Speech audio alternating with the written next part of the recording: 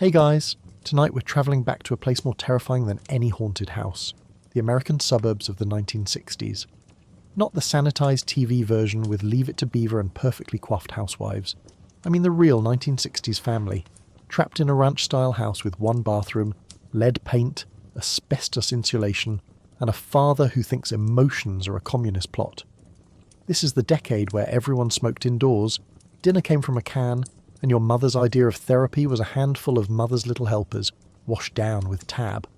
So before we dive into this jello mould nightmare, take a second to like the video and subscribe, but only if you actually enjoy what I do here. Leave a comment telling me where you're listening from and what weird casserole your grandmother used to make. Somehow, it always involved mayonnaise and sadness. Now dim those lights, switch on a fan for that soft white noise, get comfortable, and maybe thank whatever gods you believe in that you weren't born in 1952. Let's pause for a second. Have you ever wondered what it was actually like to be a kid in a 1960s household? Did fathers really come home at 5:47 every single day? Why was everyone so obsessed with matching appliances? What exactly was in those gelatin salads? And why did they contain vegetables? How did mothers survive on 4 hours of sleep, 3 cigarettes, and pure spite? Could you make it through a family dinner where nobody talked about feelings, and your dad read the newspaper instead of acknowledging your existence? Would you last a week in a house where the thermostat was a source of genuine conflict and because I said so was considered a complete argument? And now, congratulations. You've just woken up in 1965. You're sleeping in a room you share with 2 siblings. There's only one TV in the entire house, and your mother just called you for breakfast. It's going to be weird. Good luck. Let's talk about mornings in a 1960s household, which operated less like a family home and more like a small dictatorship with a strict bathroom schedule. You wake up at 6:30 a.m. sharp, not because you want to, but because your father is already showering, your mother is clanging pans in the kitchen like she's personally offended by sleep, and your older brother just elbowed you in the ribs to establish dominance. There's exactly one bathroom for a family of 5, maybe 6 if grandma's visiting, and you've got approximately 4 minutes to pee, wash your face with a bar of ivory soap that's been sitting in a dish of its own slime, and get out before someone starts pounding on the door like the house is on fire. The bathroom itself is a time capsule of questionable design choices. Everything is colour coordinated in shades that can only be described as digestive system. Avocado green toilet, pale yellow sink, pink bathtub with matching tile. There's one mirror above the sink that's already fogged up from your father's shower, one towel that everyone shares because apparently individual towels are for the Rockefellers, and absolutely zero counter space for anything. Your toothbrush lives in a communal cup with everyone else's toothbrushes, all touching, sharing germs, living their best collective bacterial life. It's like a petri dish with bristles. The water pressure is whatever the water pressure is. There's no adjusting it, no hoping for better. When your father showers, everyone else gets lukewarm water at best. When your mother runs the washing machine, the shower turns Arctic. It's like playing Russian roulette, except instead of a bullet you get hypothermia. You learn to wash your face quickly, in cold water, while standing on a bath mat that's perpetually damp and probably growing things that science hasn't discovered yet. And the schedule is sacred. Your father goes first, always, because he has to get to work, and his job is apparently more important than anyone's bladder capacity. He takes exactly 12 minutes, 6 for the shower, 3 for shaving with a razor that could double as a medieval torture device, 3 for whatever else men do in bathrooms that take so long. Your mother goes second, but only for about 4 minutes because she's got breakfast to make and lunches to pack and a household to run. So personal hygiene is more of a suggestion than a priority. Then the kids, in age order, like some kind of bizarre assembly line of basic human functions. If you need to use the bathroom outside of your assigned slot, tough luck. You hold it. You wait. You do a little dance outside the door while your brother takes his sweet time, probably reading a comic book on the toilet like he's at a resort. There's a phrase your parents love, "This isn't a hotel." And they're right, because a hotel would have more than one bathroom and wouldn't make you feel like you're participating in some kind of elimination challenge just to brush your teeth. It's like coordinating a military operation, except the stakes are whether someone pees their pants before second period. Welcome to the morning routine, where personal space is a myth, and privacy is something that happens to other families. It's time for breakfast, and your mother has prepared what can only be described as a hostage situation on a plate. You shuffle into the kitchen, linoleum floors, that horrible yellow lighting that makes everyone look jaundiced, and the ever-present smell of percolated coffee so strong it could strip paint. On the table, a stack of white toast, a stick of margarine that tastes like industrial lubricant, possibly some rubbery scrambled eggs, and if you're really unlucky, a glass of Tang because apparently astronauts drink it and that's supposed to make it appealing. Your father sits at the head of the table reading the newspaper, a literal wall of paper between him and his family, occasionally grunting at headlines about Khrushchev or the rising price of milk. Your mother moves around the kitchen with the efficiency of someone who's done this exact routine approximately 3,000 times and has perfected the art of looking busy while quietly resenting every second. She's already been up for an hour, hair in curlers hidden under a scarf, wearing a housecoat that's seen better days, chain-smoking Virginia Slims while the eggs congealed in the pan. She puts a plate in front of you with the kind of force that suggests you should be grateful, and you are, sort of, except the eggs have that weird rubbery texture that only powdered eggs can achieve, and the toast is somehow both burnt and soggy at the same time. The margarine is a special kind of punishment. It's not butter, because butter is expensive and apparently your family isn't made of money, as your father will remind you if you use too much. This margarine comes in a tub. It's bright yellow in a way that nothing in nature should be, and it has the consistency of slightly firm Vaseline. You spread it on your toast and it just sits there, refusing to melt, creating a waxy barrier between you and any potential enjoyment of your breakfast. It tastes like what you'd imagine plastic would taste like if plastic had ambitions of being food. The Tang is its own adventure in disappointment. It's supposed to be orange juice, but it's actually orange-flavoured powder mixed with water, and no matter how much your mother stirs it, there are always little clumps floating at the bottom like some kind of citrus sediment. The advertisement says astronauts drink it in space, which is supposed to make it cool, but really it just makes you wonder if astronauts are okay. It's too sweet, vaguely chemical, and leaves an aftertaste that lingers like a bad decision. Your siblings sit around the table in various states of consciousness. Nobody's talking because it's too early, and also because talking at breakfast isn't really encouraged. The only sounds are chewing, the rustle of newspaper, the clink of forks on plates, and the percolator still gurgling in the background like it's having some kind of mechanical crisis. Your father occasionally emerges from behind his newspaper to grunt disapprovingly at something. Could be the headlines, could be your table manners, could be the general state of modern society. You'll never know because he doesn't elaborate. Your mother stands at the counter, not eating, just drinking coffee and smoking, staring out the window at the neighbour's house with an expression that suggests she's calculating exactly how many days until retirement. Except she can't retire because being a housewife isn't actually a job you can retire from. It's just a thing you do until you die. She asks if anyone wants more toast. Nobody does. She makes more anyway. This is breakfast. Fast, joyless, and vaguely beige. It's like eating obligation with a side of impending doom, because school starts in 30 minutes and you still need to find your homework. Now comes the special torture of getting dressed for school. And let me tell you, 1960s children's fashion was designed by people who actively hated children. If you're a boy, you're wearing stiff trousers that could probably stand up on their own, a button-down shirt that's been starched into submission, and possibly a little clip-on tie because your parents think you're going to a board meeting instead of third grade. If you're a girl, congratulations. You're being shoved into a dress, tights, that will develop runs before you even leave the house, and shoes that Mary Janes would consider unnecessarily uncomfortable, and God forbid the temperature drops below 60 degrees, because then your mother is coming at you with a cardigan that matches absolutely nothing and makes you look like a tiny librarian.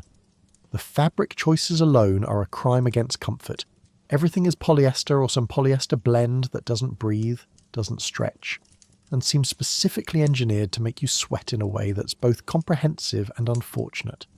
Your shirt clings to you in all the wrong ways, creating static electricity that makes your hair stand up like you've been shocked. In winter, you're cold because polyester provides approximately zero insulation.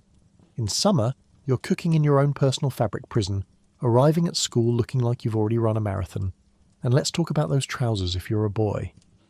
They have a crease down the front that your mother has ironed with the determination of someone trying to split atoms.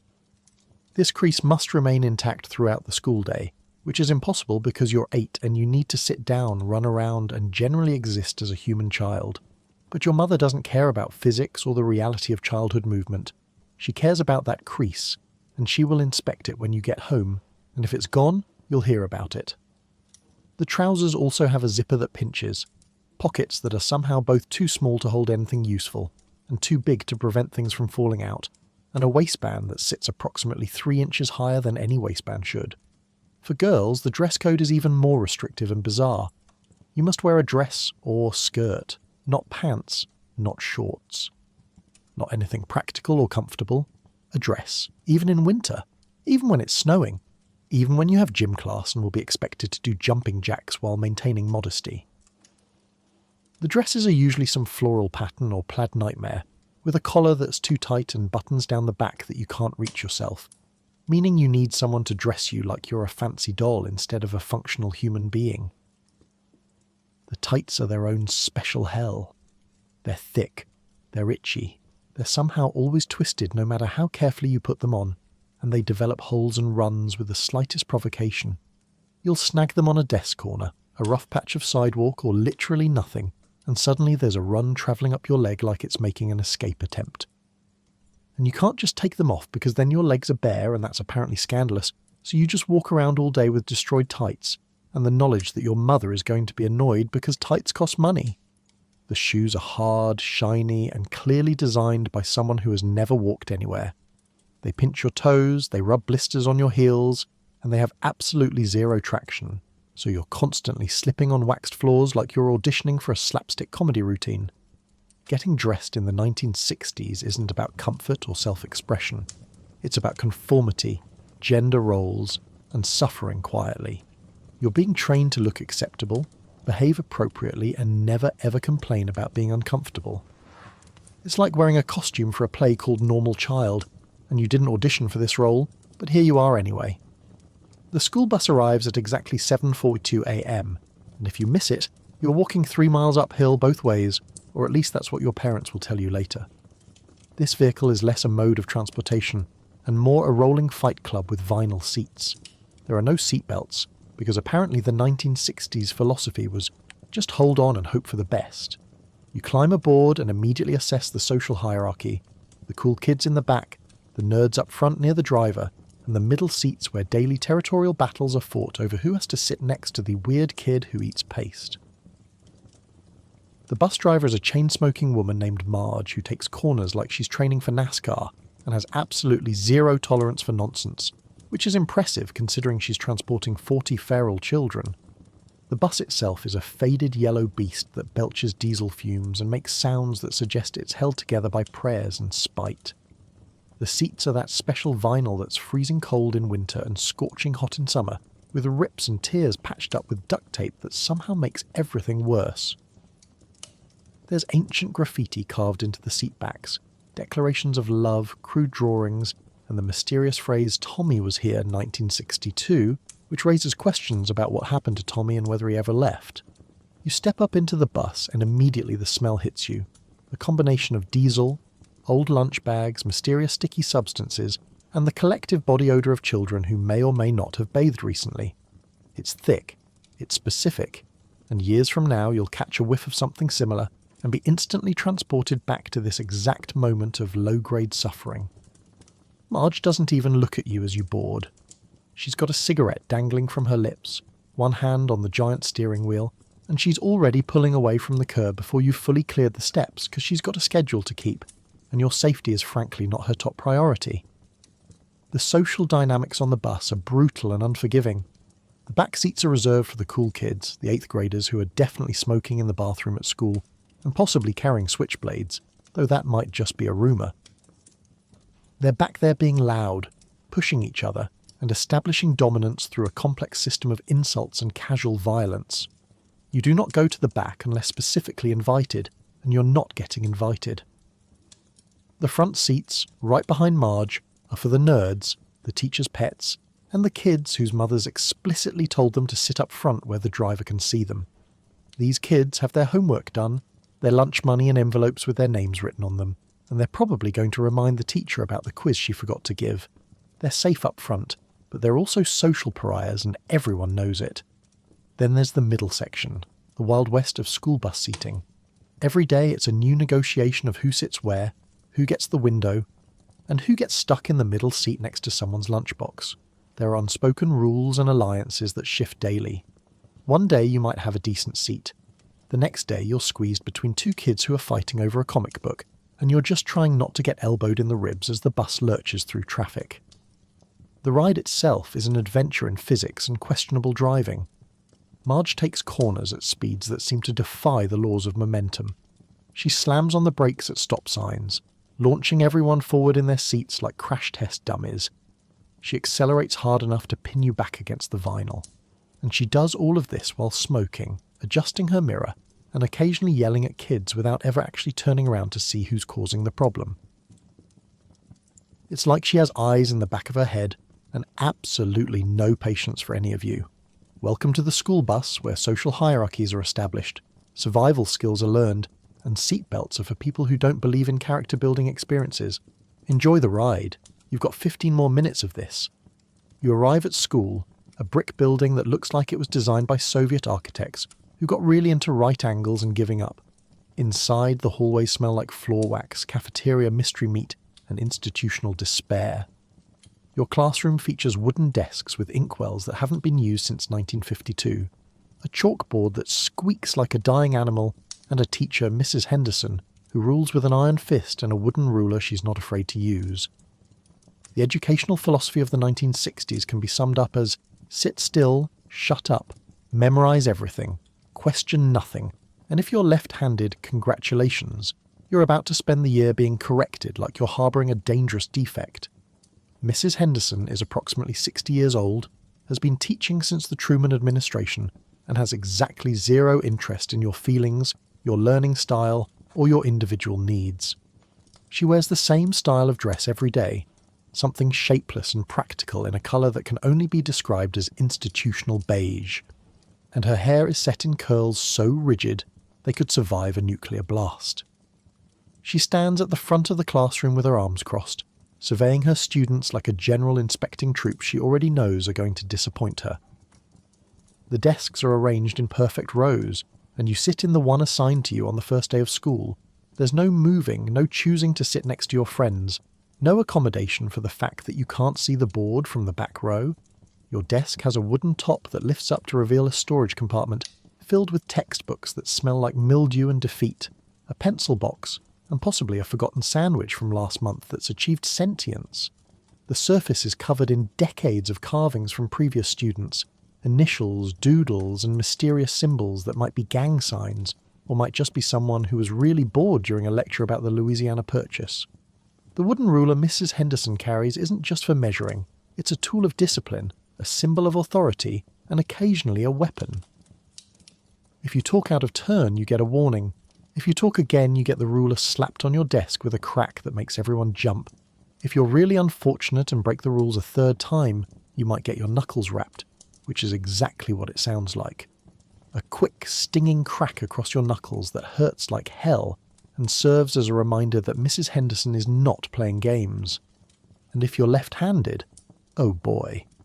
The 1960s educational establishment has decided that left-handedness is something that needs to be fixed, like a bad habit or a character flaw. Mrs. Henderson will physically force the pencil into your right hand, tie your left hand behind your back, or make you sit on your left hand while you write. The logic is non-existent. Something about left-handed people being clumsy or sinister. Literally sinister from the Latin word for left. You'll spend the entire year struggling to write with your non-dominant hand, producing messy, illegible work and being punished for it, because clearly you're just not trying hard enough. The teaching method is pure memorization and repetition. Mrs. Henderson writes something on the chalkboard with chalk that squeaks and screeches like it's in pain. You copy it into your notebook. She reads from the textbook. You follow along. She asks questions that have exactly one correct answer, which she's already told you, and if you get it wrong, she looks at you with such profound disappointment that you feel it in your soul.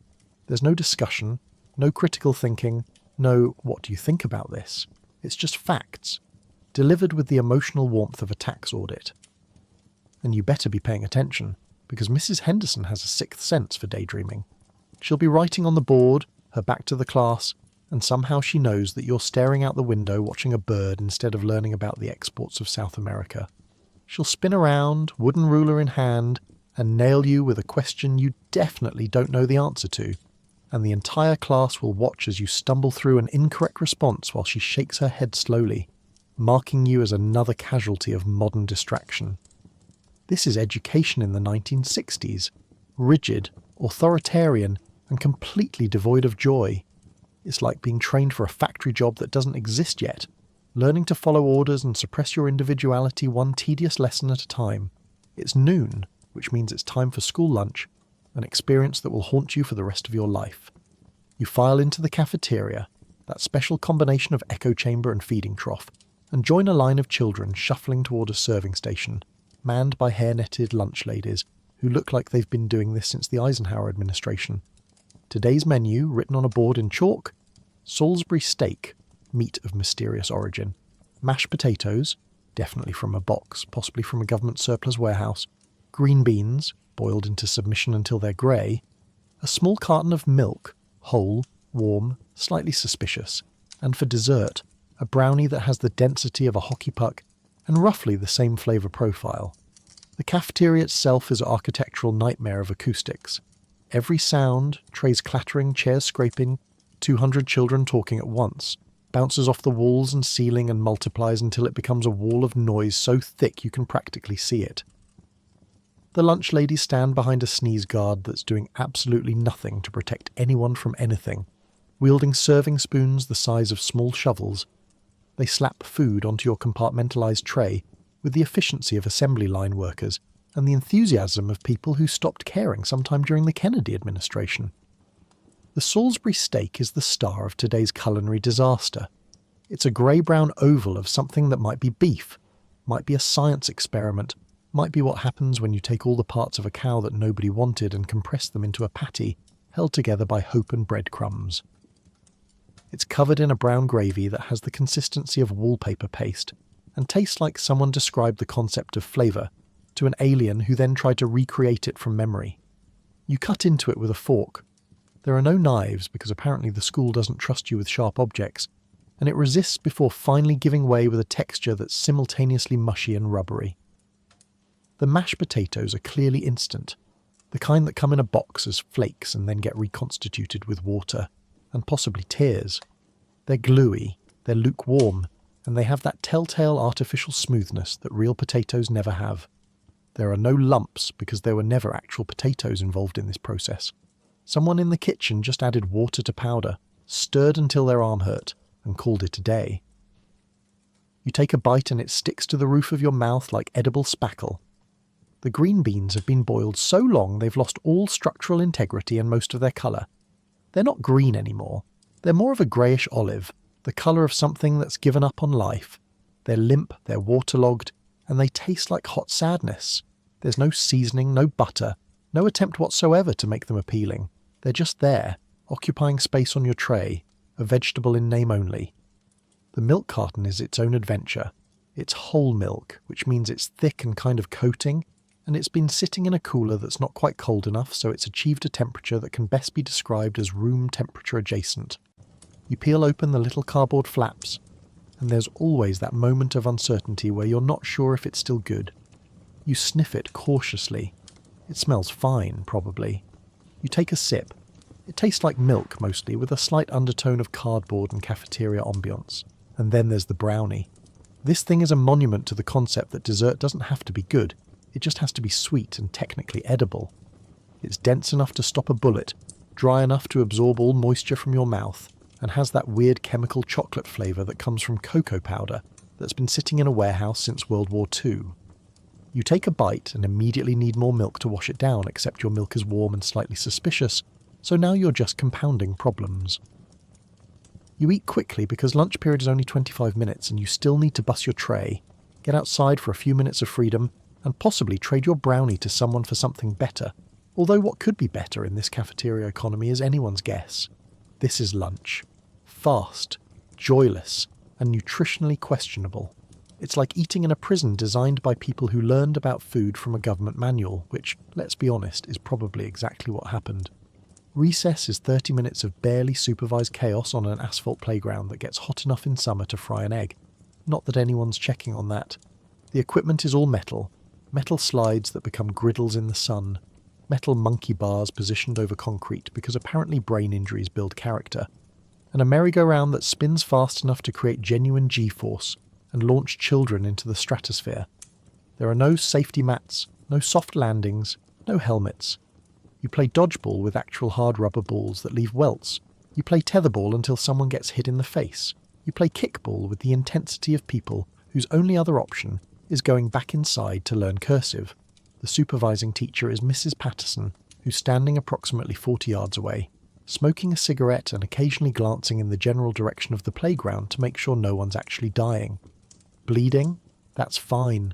Crying? Walk it off. Unconscious? Now we might have a problem. Her supervision style can best be described as benign neglect with a hint of plausible deniability. As long as nobody loses an eye or breaks a bone that's visible through the skin, recess continues uninterrupted. The metal slide is a particular source of terror and excitement. In winter, it's so cold that touching it with bare skin will literally freeze you to the surface, and there are legends, possibly true, of kids who had to be peeled off the slide leaving skin behind. In summer, it's the opposite problem. The metal heats up to approximately the surface temperature of Mercury, and sliding down it in shorts is like volunteering for first-degree burns on your thighs. But you do it anyway because the alternative is standing around looking like you don't have any friends, which is social death in elementary school.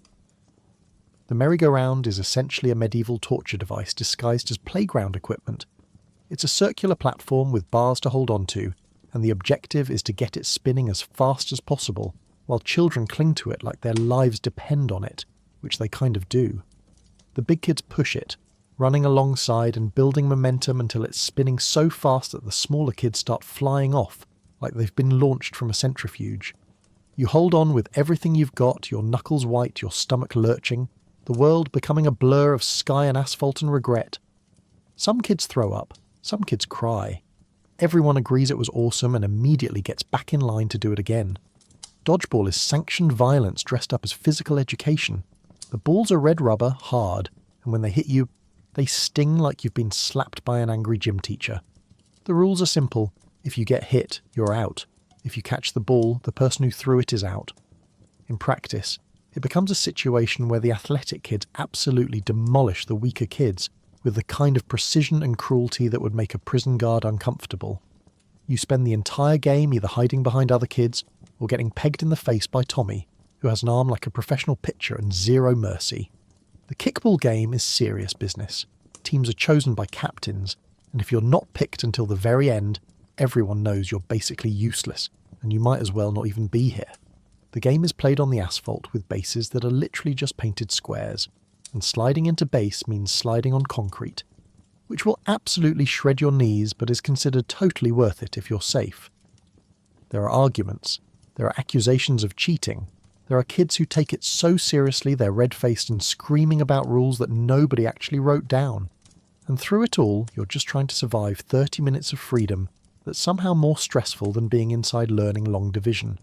You're sweating through your polyester shirt, you've got scrapes on both knees, someone hit you with a dodgeball, and you're pretty sure you twisted your ankle on the merry-go-round. But you're having the time of your life because this is childhood in the 1960s. Dangerous, unsupervised, and somehow exactly what you needed. When the whistle blows, you line up to go back inside, and Mrs.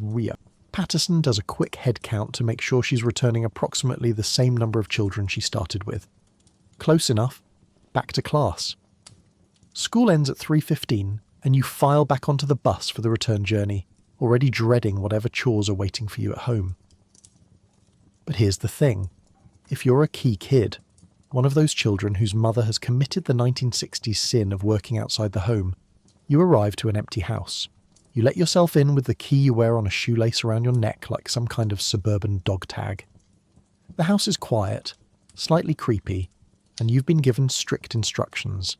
Do your homework, don't touch the stove, don't answer the door, don't call your mother at work unless someone is literally dying. And definitely don't let anyone know you're home alone because the neighbours will judge your mother and possibly call the authorities. You walk into the silent house, and it feels different than it does when your mother's home. The refrigerator hums louder. The clock ticks like it's counting down to something. Every creak and settling sound makes you freeze and wonder if someone's breaking in, even though statistically nobody's breaking in. They're all at work or school like normal people. You drop your books on the kitchen table, not the dining room table, that's for display only, and you're supposed to start your homework immediately, but instead you're just standing there in the quiet, feeling the weight of being alone in a way that kids whose mothers stay home will never quite understand. The rules are extensive and non-negotiable. You can have a snack, but only certain snacks that don't require cooking. Crackers, maybe some cheese if you're careful with the knife, an apple, a glass of milk. The stove is absolutely off limits because your mother has visions of you burning down the house. And honestly, it's a reasonable fear given that you're 9 and have the attention span of a goldfish. The television can be turned on, but only for an hour, and only after homework is done, and only certain channels because your mother will somehow know if you watch something you weren't supposed to. The phone is its own source of anxiety. It might ring, and you're supposed to answer it, but only in a specific way. You can't say, "I'm home alone." You have to say, "My mother can't come to the phone right now," which is technically true, but also feels like lying. And you've been raised to believe that lying is a sin that will send you straight to hell. If it's a friend calling, you can talk for 5 minutes, maximum. If it's a stranger, you take a message. If it's your mother checking in, you better sound cheerful and responsible because she's already feeling guilty about working, and she doesn't need you adding to it. You do your homework at the kitchen table, the same table where you ate that terrible breakfast this morning. Math problems, spelling words, reading comprehension questions about a story so boring it makes you want to cry. There's no one to ask for help, so if you don't understand something, you just guess and hope for the best. Your mother will check it when she gets home, but by then it'll be too late to fix anything, and you'll have to redo it, which means staying up past bedtime, which means being tired tomorrow, which means the cycle continues. The afternoon stretches out long and lonely. You can hear the neighbourhood kids playing outside, normal kids with stay-at-home mothers who are probably serving them fresh-baked cookies and asking about their day. But you can't go out because your mother said to stay inside where it's safe. So you sit at the window and watch them play kickball in the street, and you feel like you're living in a parallel universe where everyone else gets to be a normal kid, and you're just here, alone, waiting for your parents to come home. Around 4:30 you start watching the clock, counting down the minutes until your mother arrives. You've checked the door locks 3 times. You've made sure the stove is off even though you never turned it on. You've positioned yourself where you can see both the front door and the back door, because you've convinced yourself that this is the day someone tries to break in. When you finally hear her car in the driveway, the relief is overwhelming. Being a latchkey kid in the 1960s means growing up faster than you're supposed to, being responsible when you should be playing, and carrying around a special kind of loneliness that smells like an empty house and tastes like crackers eaten in silence. Homework in the 1960s is a special kind of torture because there's no Google, no calculators, no Wikipedia to bail you out when you can't remember which year Columbus sailed the ocean blue. You sit at the kitchen table with your textbooks, actual heavy books that could double as weapons, and a notebook, and you just have to know things. Math problems are solved with pencil and paper and pure determination. History facts are memorized from dense paragraphs that assume you already know what they're talking about. Science means reading about experiments you'll never actually perform because your school's lab budget was spent in 1957. And spelling? You better memorize those words because tomorrow's spelling bee is a blood sport, and Mrs. Henderson shows no mercy to children who can't spell pneumonia. Your mother hovers nearby, theoretically available for help, but actually just adding pressure to an already stressful situation. She's cooking dinner, folding laundry, and occasionally glancing over your shoulder to make sure you're actually working, and not just doodling in the margins of your notebook, which is exactly what you were doing 30 seconds ago. If you ask her for help with math, she'll sigh heavily and say something like, "I was never good at math either," which is not helpful and also slightly concerning, given that she's the one who's supposed to be helping you. Your father won't be home for another hour, and when he does arrive, his assistance comes with a side of frustration and disappointed sighs. He learned math using completely different methods, something involving slide rules and mental calculations that seem impossible, and he cannot understand why you don't just know this. His teaching style can best be described as increasingly annoyed repetition. He'll explain something once quickly, using terminology you don't understand. When you still don't get it, he'll explain it again, faster and more irritated. By the third attempt, he's basically just doing the problem himself while you watch, learning nothing except that you've disappointed your father again. The textbooks are no help. They're written in that special educational language that manages to make everything more confusing than it needs to be. The history book will say something like, "The Treaty of Westphalia concluded the 30 Years' War," without explaining what the 30 Years' War was, who was involved, or why anyone should care. You're just supposed to memorize that sentence and regurgitate it on the test. Understanding is optional. The science textbook shows you pictures of the solar system and tells you that Jupiter has moons, but doesn't explain how anyone knows that or what moons actually do. You memorize Jupiter has moons and move on. Long division is its own personal hell. You've got to remember the steps: divide, multiply, subtract, bring down, repeat. Except sometimes you forget which number goes where, or you subtract wrong, or you forget to bring down the next number, and suddenly your answer is wildly incorrect and you have no idea where you went wrong. There's no calculator to check your work. You just do it again and again and again until either you get the right answer or you have a small breakdown at the kitchen table and your mother tells you to take a break and have some milk.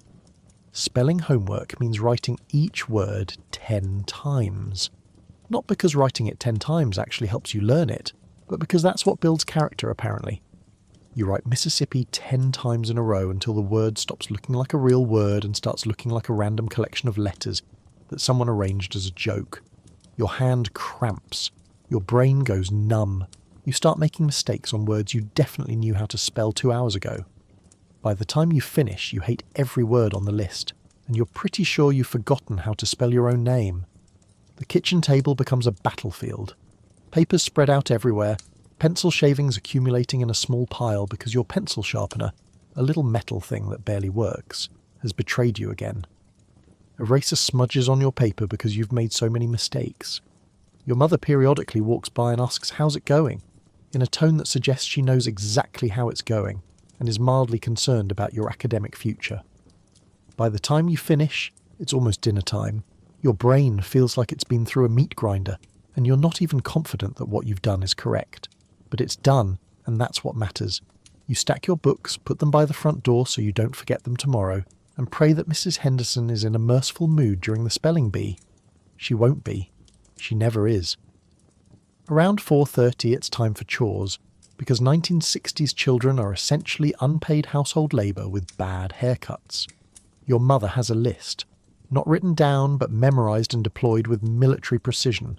If you're a boy, you're taking out the trash, mowing the lawn with a push mower that weighs more than you do, washing the car or helping your dad in the garage with some project he insists is teaching you to be a man, but is really just an excuse for him to criticise your wrench-holding technique. If you're a girl, you're setting the table, helping with dinner prep, folding laundry, dusting furniture, and generally being trained for a future as a housewife whether you want one or not. The trash is your responsibility if you're a boy, which means gathering up all the wastebaskets from around the house, bathroom, bedrooms, kitchen, and dumping them into the big metal garbage can outside. This can is enormous, dented, and smells like every bad decision your family has made in the past week. In summer, it's full of flies and something sticky at the bottom that you try not to think about. In winter, the trash is sometimes frozen to the sides of the can, and you have to chip it out with a stick. You drag this monstrosity to the curb on trash day, which is always the day you're running late for school, and your mother will yell out the door reminding you that if you forget, the trash sits there for another whole week, and that's unacceptable. Mowing the lawn is a multi-hour ordeal with a push mower that has no motor, just a spinning blade powered by your young, resentful legs.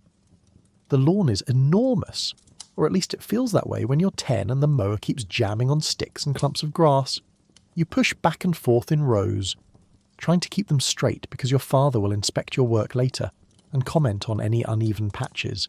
It's hot, you're sweating through your shirt, your hands are blistering from the metal handle, but you keep going because the alternative is listening to a lecture about responsibility and how easy kids have it these days. compared to when your father was growing up during the Depression, which somehow always comes up even though you're just trying to mow the lawn. If your father's in the garage working on the car or building something, you're expected to assist, which really means standing there holding a flashlight or handing him tools while he mutters about how things are built wrong these days and nobody knows quality craftsmanship anymore. He'll ask for a wrench. You'll hand him the wrong wrench. He'll sigh like you've personally betrayed him and explain with barely concealed frustration the difference between a socket wrench and a box wrench, even though you've heard this explanation 12 times and your brain refuses to retain it. You're supposed to be learning valuable skills, but mostly you're learning that your father is perpetually disappointed and garage floors are cold. For girls, the chores are different but equally joyless. Setting the table means getting out the plates, cups, silverware and napkins and arranging them in the proper configuration because apparently there's a right way and a wrong way to place a fork. Your mother will correct you if the knife blade isn't facing the right direction. You're also responsible for filling water glasses, which means multiple trips to the kitchen sink and inevitably spilling water on the table and having to wipe it up before anyone notices.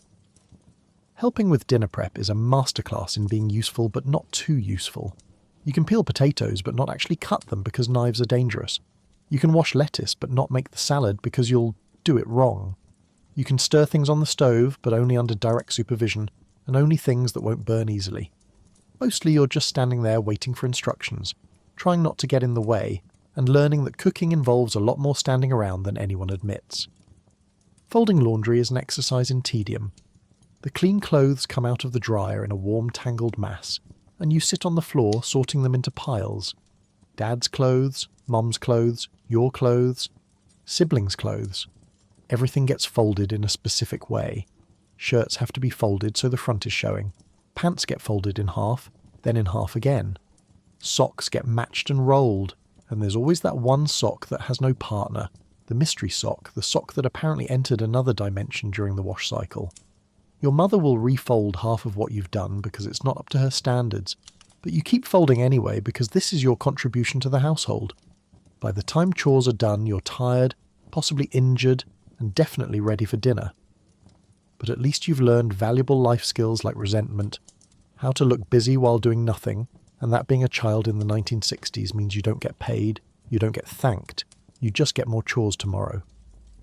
At exactly 5:47 p.m, your father pulls into the driveway in his sedan, something like a Chevy Impala or a Ford Fairlane, always in a conservative colour like beige or I've given up on joy grey. Everyone in the house tenses slightly, not because he's scary, but because his arrival marks the transition from daytime house to evening house, which has different rules. He walks in, briefcase in hand, hat removed, and heads directly to his chair. His chair, the one no one else sits in ever, and waits for your mother to bring him a cocktail. Not a beer, a cocktail. Something like a Manhattan or a whiskey sour, prepared in the kitchen while he loosens his tie and stares at nothing in particular with the expression of a man contemplating mortality and mortgage payments. You hear the car door close, then the side door open, then his footsteps, heavy, deliberate, the sound of a man who's been standing and sitting in an office all day, and whose feet hurt and whose back aches and whose soul is quietly screaming. He doesn't call out a greeting. He doesn't announce his presence with cheerful hellos or ask how everyone's day was. He just enters, hangs his hat on the hook by the door, the same hook every single day, and sets his briefcase down in the exact spot it always goes. This is ritual. This is routine. This is how a 1960s father comes home. Your mother immediately shifts into what can only be described as hostess mode. She's been cooking, she's been managing children, she's been holding down the domestic fort all day, but now her primary job is to make sure your father can decompress. She fixes his drink with practiced efficiency, the right amount of whiskey, the right amount of sweet vermouth, a cherry that's been sitting in a jar in the refrigerator for God knows how long. She brings it to him on a small tray, sometimes with a napkin, because presentation matters even in your own home apparently.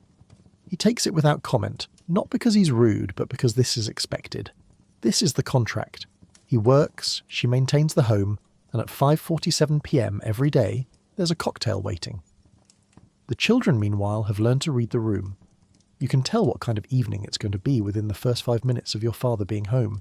If he's sitting quietly, drink in hand, just breathing and decompressing, that's fine. That's good, actually. Leave him alone. Do not ask questions. Do not show him your math homework. Do not tell him about your day. Just let the man sit. But if he's already irritated, if something happened at work, if traffic was bad, if the world has worn him down more than usual, you can feel it radiating off him like heat from asphalt. The air gets thicker. Everyone moves a little more carefully. Your mother's voice gets softer, more placating. This is when you make yourself scarce. The chair he sits in is sacred territory. It's a recliner, upholstered in something like brown or dark green vinyl, with a lever on the side that kicks out a footrest. Nobody else sits in this chair. Not when he's home, not when he's at work, not ever. It's positioned in front of the television, angled slightly toward the window, and it's formed a permanent impression of your father's body over years of nightly use. You could probably identify your father by the shape his butt has worn into that cushion. It's his throne, his command centre, his one small corner of a world where he feels like he has any control. He loosens his tie, but doesn't remove it. That'll come later, after dinner, when he finally changes out of his work clothes and into something more comfortable. Usually slacks and a white undershirt that makes him look like every other dad in America. For now, he sits in his work clothes, slightly rumpled, slightly defeated, sipping his cocktail and slowly remembering what it feels like to be a human being instead of a worker drone. The house operates around him. Your mother checks on dinner. You and your siblings keep your voices down, your movements careful. The television might get turned on, but only if he turns it on. The newspaper gets read, section by section, the pages crackling as he folds them back. There's very little conversation. Maybe he asks your mother how her day was and she says fine, and that's the extent of it. Maybe he asks if the bills got paid or if she called the plumber about the sink. Something logistical and practical, nothing emotional. This is the daily ritual of your father coming home, silent, structured, and slightly sad. It's the sound of a man who's been told his entire life that providing is the same as caring, that working is the same as loving, and that feelings are for women and children. He sits in his chair, drinks his cocktail, and tries to remember why he's doing any of this. The answer, of course, is sitting around him, his family, his responsibility, his purpose. But nobody says that out loud. They just exist in the same space, together but separate, until someone calls everyone to dinner. Dinner is served at 6:15 p.m. sharp, and the family gathers around the dining table for what can only be described as a performance art piece called "We Are a Normal Functioning Family." Your mother has prepared the meal, something like meatloaf, pork chops, or that thing she calls casserole, which is really just everything in the refrigerator mixed with cream of mushroom soup and topped with crushed potato chips. Everyone sits in their assigned seats. Your father at the head, your mother closest to the kitchen so she can jump up 7 times during the meal to get things people forgot.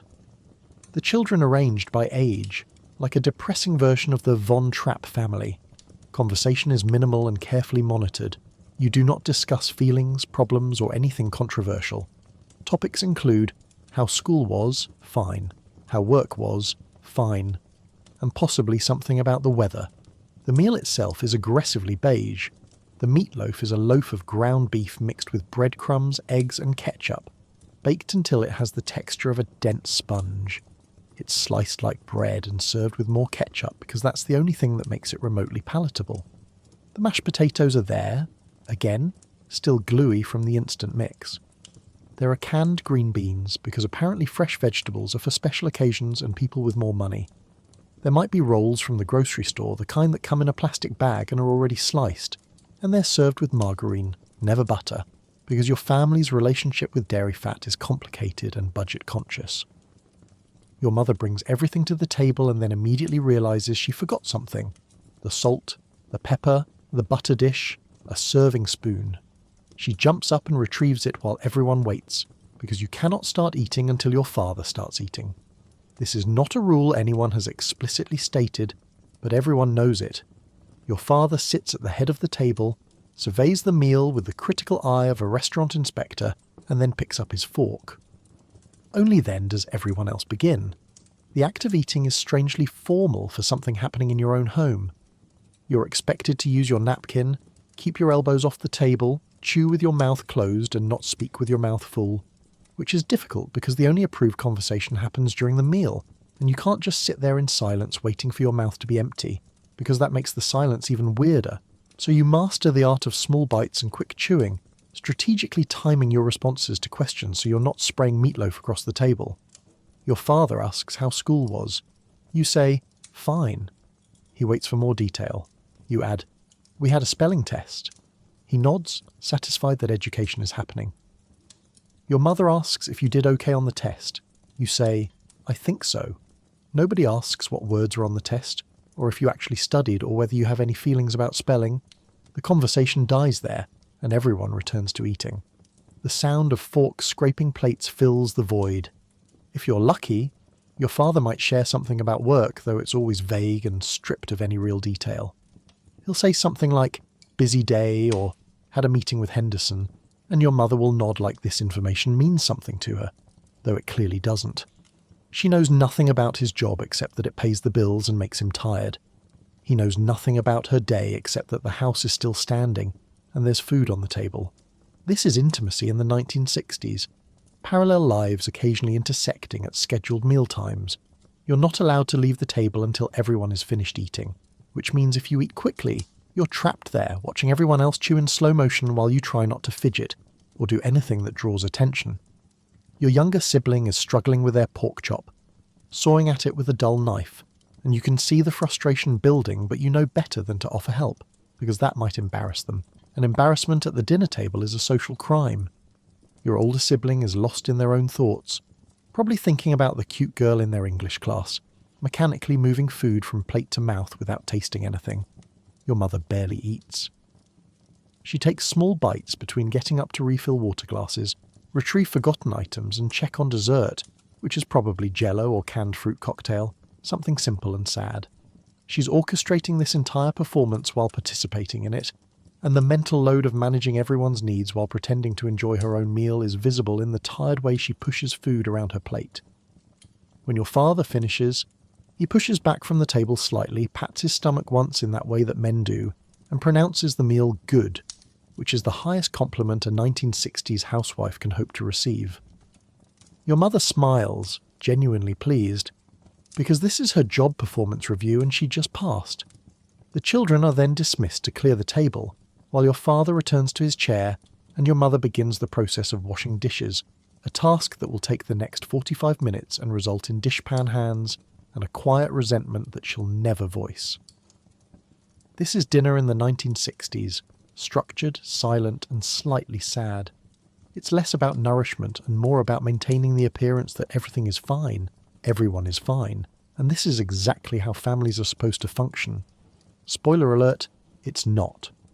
After dinner, the family migrates to the living room for television, and this is serious business because there's only one TV in the entire house, and it gets exactly 3 channels, maybe 4 if the antenna is positioned correctly and nobody breathes too hard. The TV itself is a massive piece of furniture, a console that weighs approximately 400 pounds and takes up half the wall. Your father controls the channel selection with an iron fist, because he's the one who paid for this technological marvel, and he'll be damned if anyone's watching anything he doesn't approve of. So you watch what he watches: the evening news with Walter Cronkite, some western where everyone squints and shoots each other, or possibly Ed Sullivan if it's Sunday and your mother insists because she has a crush on the Beatles and won't admit it. The television is not just a screen, it's an entire piece of furniture with sliding wooden doors that close to hide the screen when it's not in use, because apparently having a visible television is tacky. Inside this wooden monstrosity is a cathode ray tube that takes approximately 5 minutes to warm up. You turn it on and nothing happens. Then slowly, very slowly, a dot of light appears in the centre of the screen. Then the dot expands. Then eventually, maybe if the TV gods are smiling on you, you get a picture. The picture is black and white, slightly fuzzy, and if someone walks past the TV, the image wobbles like it's having a seizure. The antenna situation is a constant source of household tension. There are 2 types: the rabbit ears sitting on top of the TV, which pick up local channels if you position them correctly, or the rooftop antenna, which your father installed last summer after a series of incidents, involving him standing on the roof, adjusting metal rods, while your mother yelled directions from the living room window. Even with the roof antenna, reception is temperamental. If it's windy, the picture goes out. If it's raining, the picture goes out. If a plane flies overhead, the picture scrambles. If your brother walks between the TV and the antenna in just the wrong spot, everything turns to static, and your father yells at him to freeze and stay there, resulting in your brother standing motionless in the middle of the living room like a human antenna booster. Changing the channel is a physical activity. There are no remotes. You walk up to the TV and turn a dial that clicks through the available channels with the mechanical precision of a safe being cracked. Channel 2, Channel 4, Channel 7, and if you're lucky, Channel 9. That's it. That's all the television that exists in your world. If nothing good is on, too bad. You watch what's available or you go read a book. And nobody wants to read a book when there's a glowing rectangle of moving pictures available. Your father sits in his chair, now changed into his evening clothes, slacks and an undershirt, with his second cocktail of the evening. He has selected the channel, and that's final. If you want to watch something different, you need to present your case like you're arguing before the Supreme Court, and even then the answer is probably no. The news comes on first, because your father believes it's important to stay informed about current events, which in 1965 means a lot of news about Vietnam, civil rights protests and Soviet threats. Walter Cronkite delivers the news with the gravitas of someone narrating the end of the world, and your father watches with the intensity of a man trying to understand how everything went sideways so fast. After the news, it's time for entertainment, which is a loose term for whatever Western or variety show happens to be scheduled. If it's a Western, Bonanza, Gunsmoke, The Rifleman, your father is in his element. These shows feature men who solve problems by shooting them, operate under a strict moral code and never discuss their feelings. It's aspirational content for men who've been told their whole lives that emotions are weakness. The plots are simple.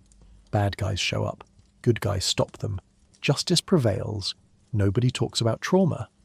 Your mother sits on the couch, possibly doing needlework or folding more laundry, because sitting still and just watching television feels wasteful to a woman who's been conditioned to believe her value is in constant productivity.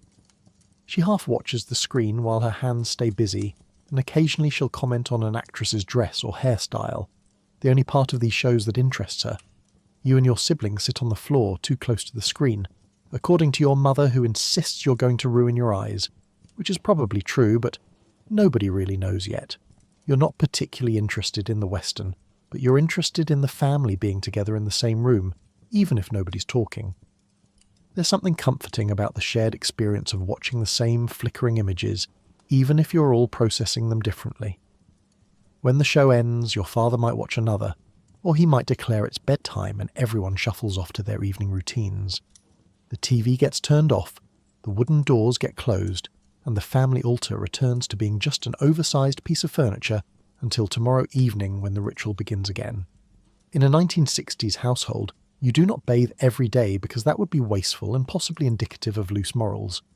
Baths happen 2, maybe 3 times a week, and always in the same order, youngest to oldest, same water, because heating water costs money, and your father can see the electric bill rising every time someone turns on the hot water heater. You wait your turn, and when it comes, you enter the bathroom. Avocado green fixtures, a toilet that runs constantly, and a bathtub ring from whoever bathed before you. The water is lukewarm at best, already slightly grey, and you've got 1 bar of soap that everyone shares. You wash quickly because there's a time limit and your sibling is already pounding on the door asking how much longer you're going to be. The concept of daily bathing is considered excessive, almost European, possibly morally suspicious. Your parents genuinely believe that bathing too frequently strips your skin of natural oils and makes you more susceptible to illness, which is not how any of that works. But this is the 1960s, and people believe all sorts of things that will later be proven completely wrong. So you bathe on a schedule, Wednesday and Saturday nights, maybe Sunday morning if you're going to church and your mother decides you smell too much like child. The bathroom itself is a monument to questionable design choices from the 1950s. Everything is colour-coordinated in shades that nature rejected. Avocado green toilet, sink and bathtub, with matching tile that goes halfway up the wall. There's a bath mat that's permanently damp and probably harbouring life forms that science hasn't classified yet. The medicine cabinet mirror is spotted and old, making everyone look slightly jaundiced.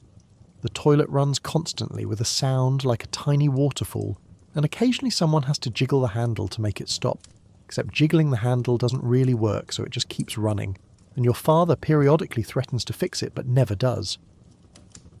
Bath time begins with your youngest sibling, who gets the fresh hot water because they're small and innocent and haven't developed the full body odour capacity of an older child yet. They splash around, play with a rubber duck that's seen better days, and generally treat bath time like it's a recreational activity, instead of the utilitarian hygiene operation it's supposed to be. They get maybe 15 minutes before your mother drains about 2 inches of water and calls for the next child. By the time it's your turn, you're third or fourth in the lineup, and the bathwater has been through some things. It's cooled down to a temperature that can best be described as aggressively lukewarm. There's a greyish tint to it from the accumulated dirt, soap residue, and general child grime of everyone who bathed before you. There's a ring around the tub at the waterline marking the high point of filth. You climb in, trying not to think too hard about the fact that you're essentially marinating in your siblings' runoff, and you get to work. The soap is ivory. It floats, according to the commercials, which is supposed to be a selling point, but really just means it's full of air pockets. It's been used by everyone, so it's developed that weird slippery coating and has morphed from a rectangular bar into something more organic and vaguely disturbing. You lather up quickly, scrubbing the important parts: face, armpits, feet, anything that might smell tomorrow at school. There's no leisurely soaking, no relaxing in the tub with a book or your thoughts. This is a tactical operation with a strict time limit. The shampoo, if there is shampoo and not just the ivory soap being used for hair, is something like Prel or Breck, and it comes in a bottle that you have to squeeze hard to get anything out of, because your family uses products until they're absolutely completely empty. You wash your hair quickly, trying to work up a lather in water that's already soapy with everyone else's dirt. Rinsing involves dunking your head under the lukewarm grey water, which is exactly as unpleasant as it sounds. Your mother periodically yells through the door asking if you're done yet, and you yell back, almost, which is code for I haven't even started, but I will now that you've reminded me this isn't my personal spa time.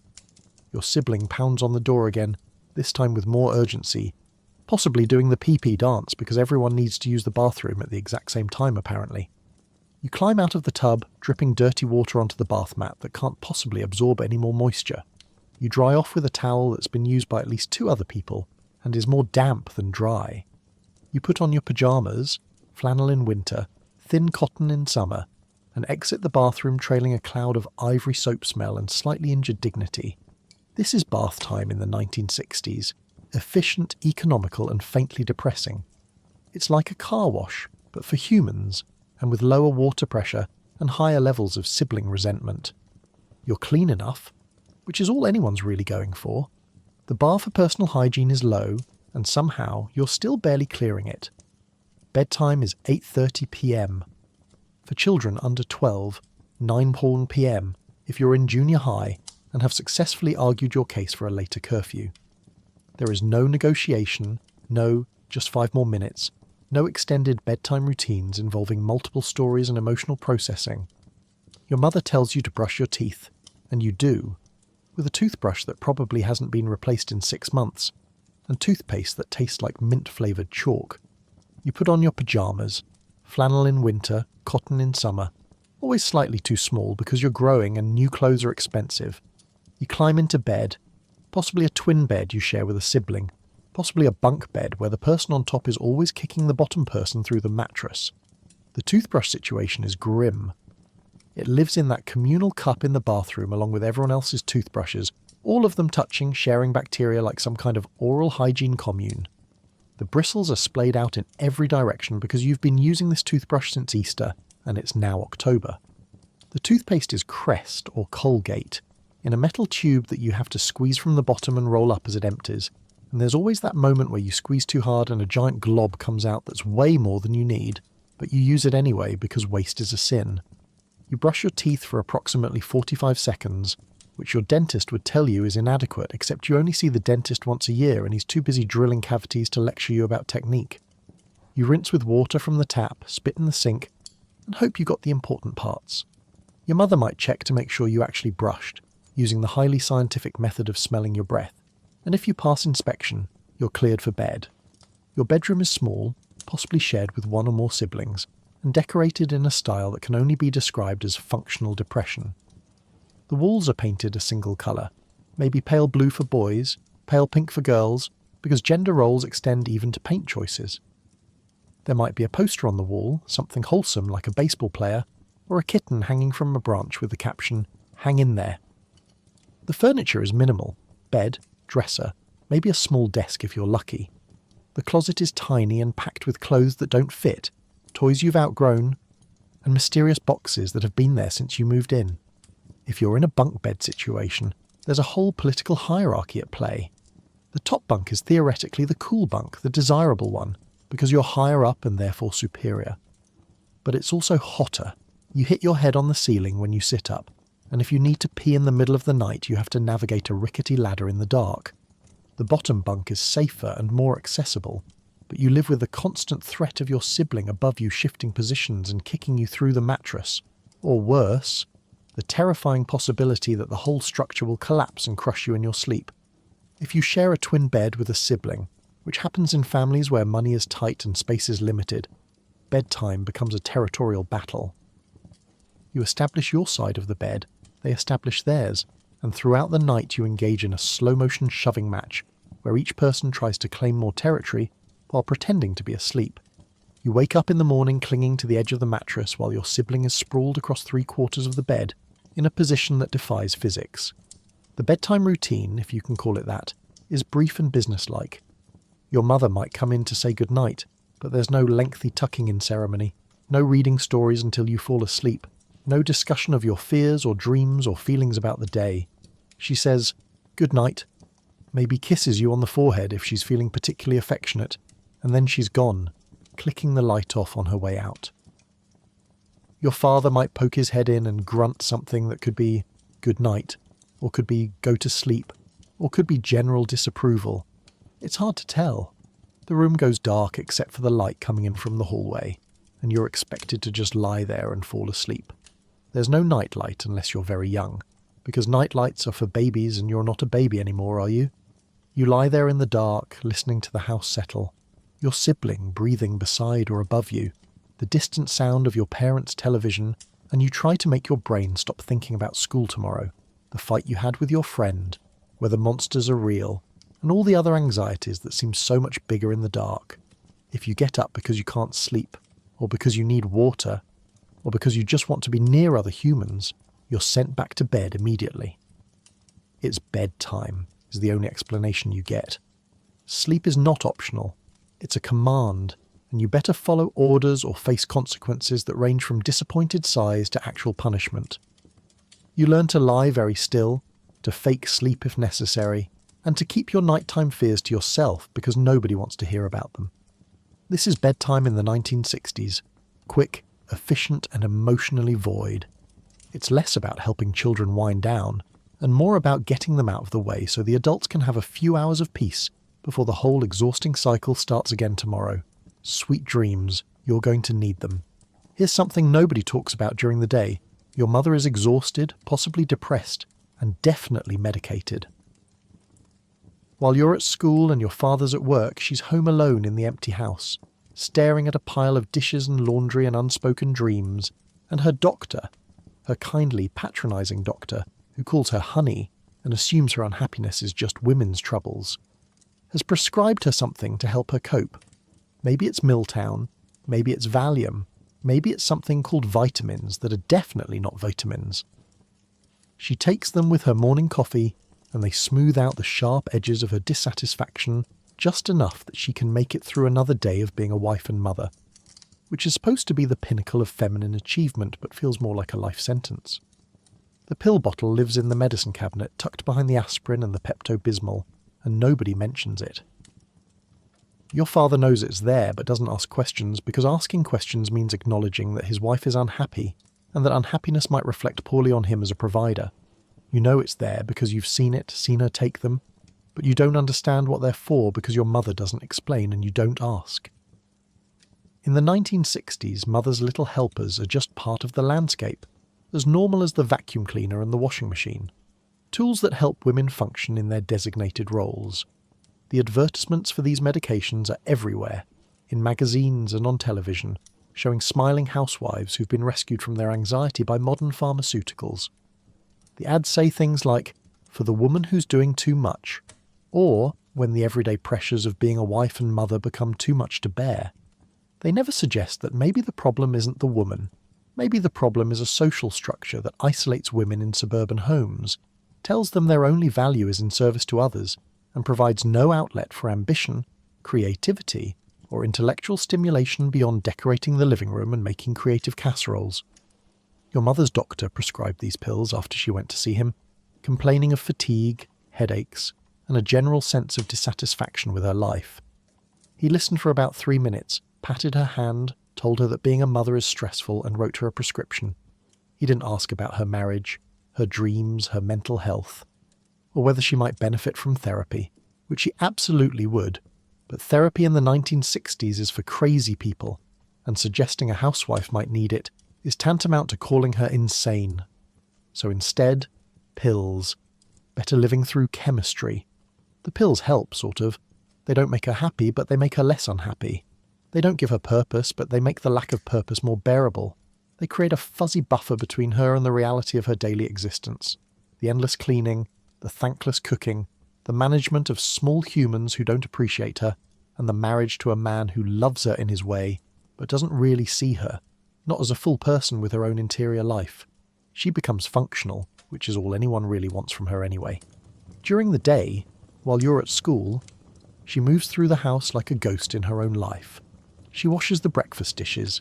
She makes the beds, hospital corners and everything. She does the laundry, sorting whites from colours, hanging things on the clothesline if the weather's nice, folding everything with precision. She vacuums the carpet, pushing the heavy hoover back and forth in neat lines. She dusts the furniture, wipes down the kitchen counters, scrubs the bathroom.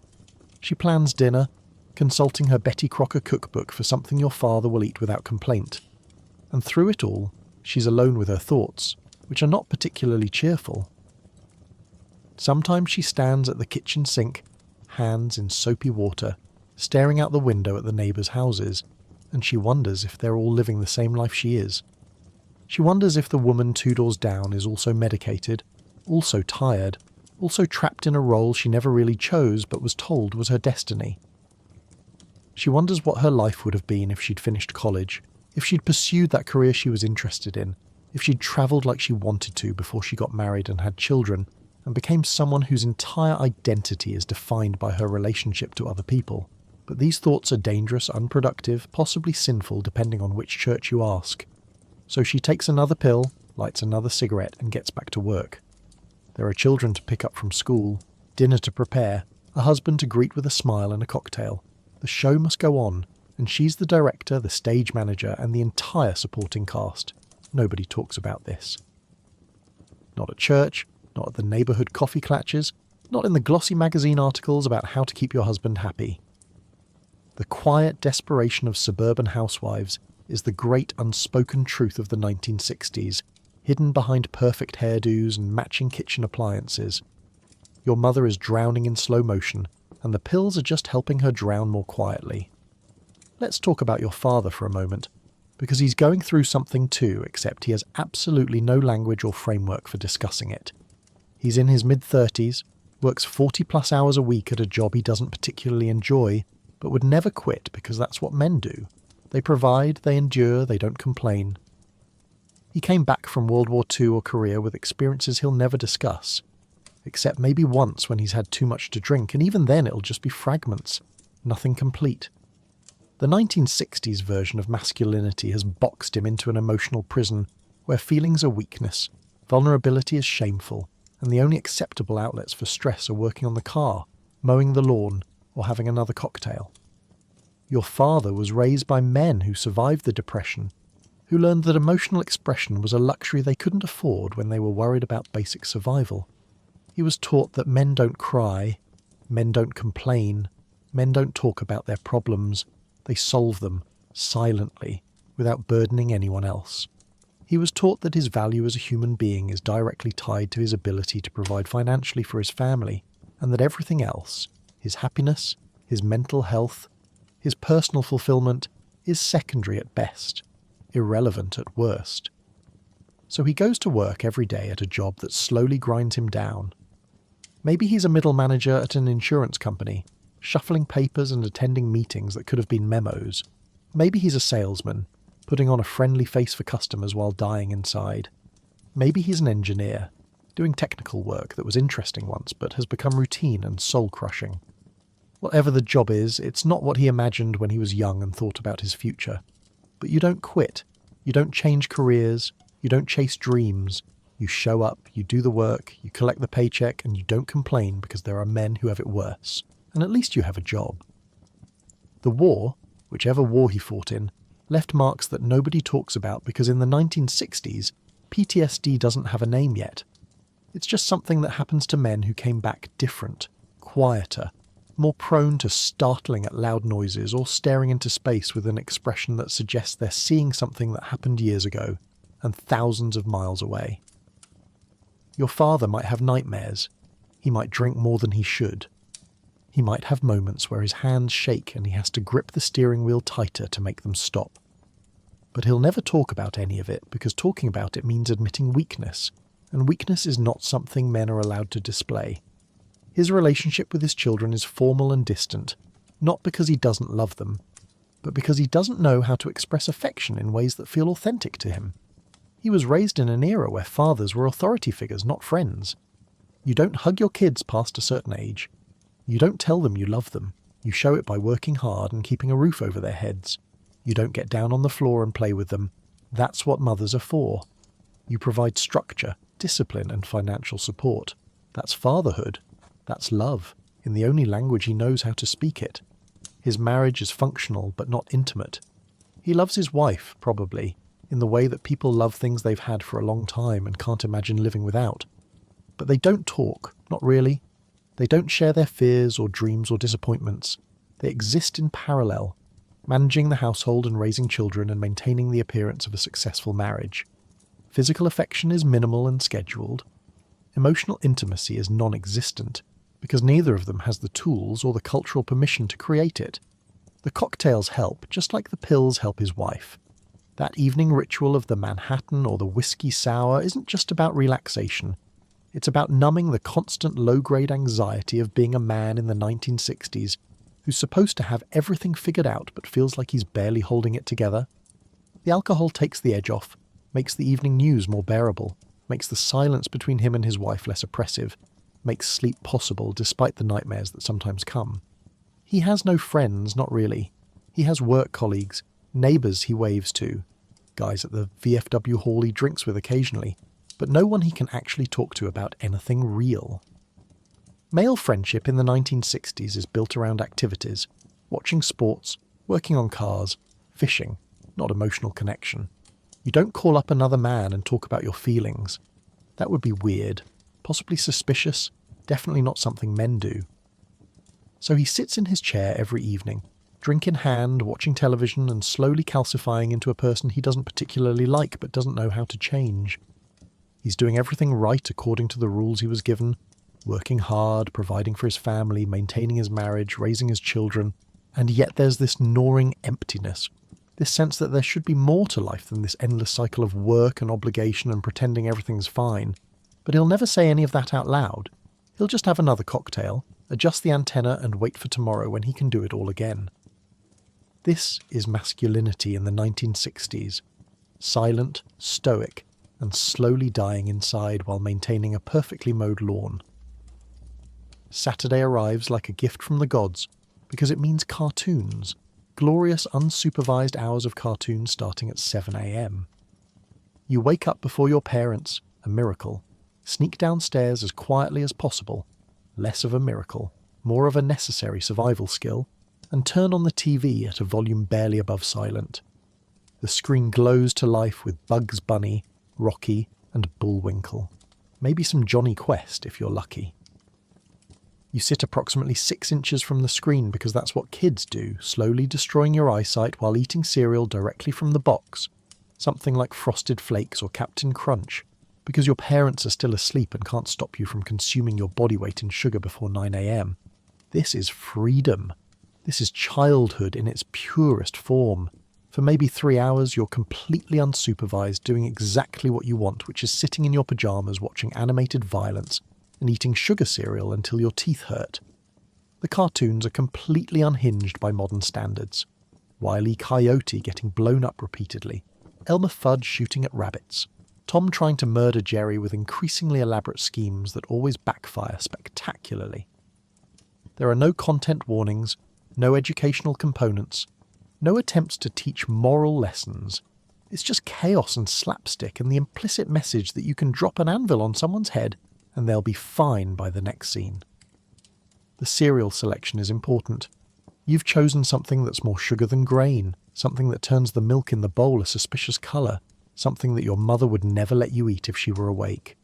You pour it directly from the box into a bowl, or if you're feeling really rebellious, you just eat it dry from the box, handful after handful, while your eyes never leave the screen. The sugar hits your bloodstream like rocket fuel. You can feel yourself getting more energetic, more jittery, more alive. This is what happiness tastes like. Artificial fruit flavouring and type 2 diabetes. Your siblings eventually wander down, one by one, rubbing sleep from their eyes and joining you on the floor in front of the TV. There's an unspoken truce on Saturday mornings. The usual territorial disputes and sibling rivalries are temporarily suspended because cartoons are sacred and fighting would alert the parents, and alerting the parents means the end of this beautiful unsupervised peace. So you sit together, in rare harmony, watching Bugs Bunny outsmart Yosemite Sam for the 100th time and laughing like it's the first time you've seen it. The commercials are almost as entertaining as the cartoons. They're all targeted directly at children, with zero pretense about it. Toy commercials showing products that look amazing on TV but will definitely be disappointing in person. Cereal commercials with animated mascots promising that this particular sugar delivery system will make you stronger, faster, more popular. Saturday morning commercials are where you learn about every toy you're going to beg your parents for over the next year, knowing full well you'll never get most of them because money doesn't grow on trees, and do you think we're made of money and maybe if you're good for Christmas. Around 9:30, you hear stirring upstairs. Your father's awake. The window of complete freedom is closing. You turn the TV up slightly, no longer worried about the volume now that the household is waking up anyway. Your mother appears in the doorway, hair still in curlers, housecoat wrapped around her, cigarette already lit even though she hasn't had coffee yet.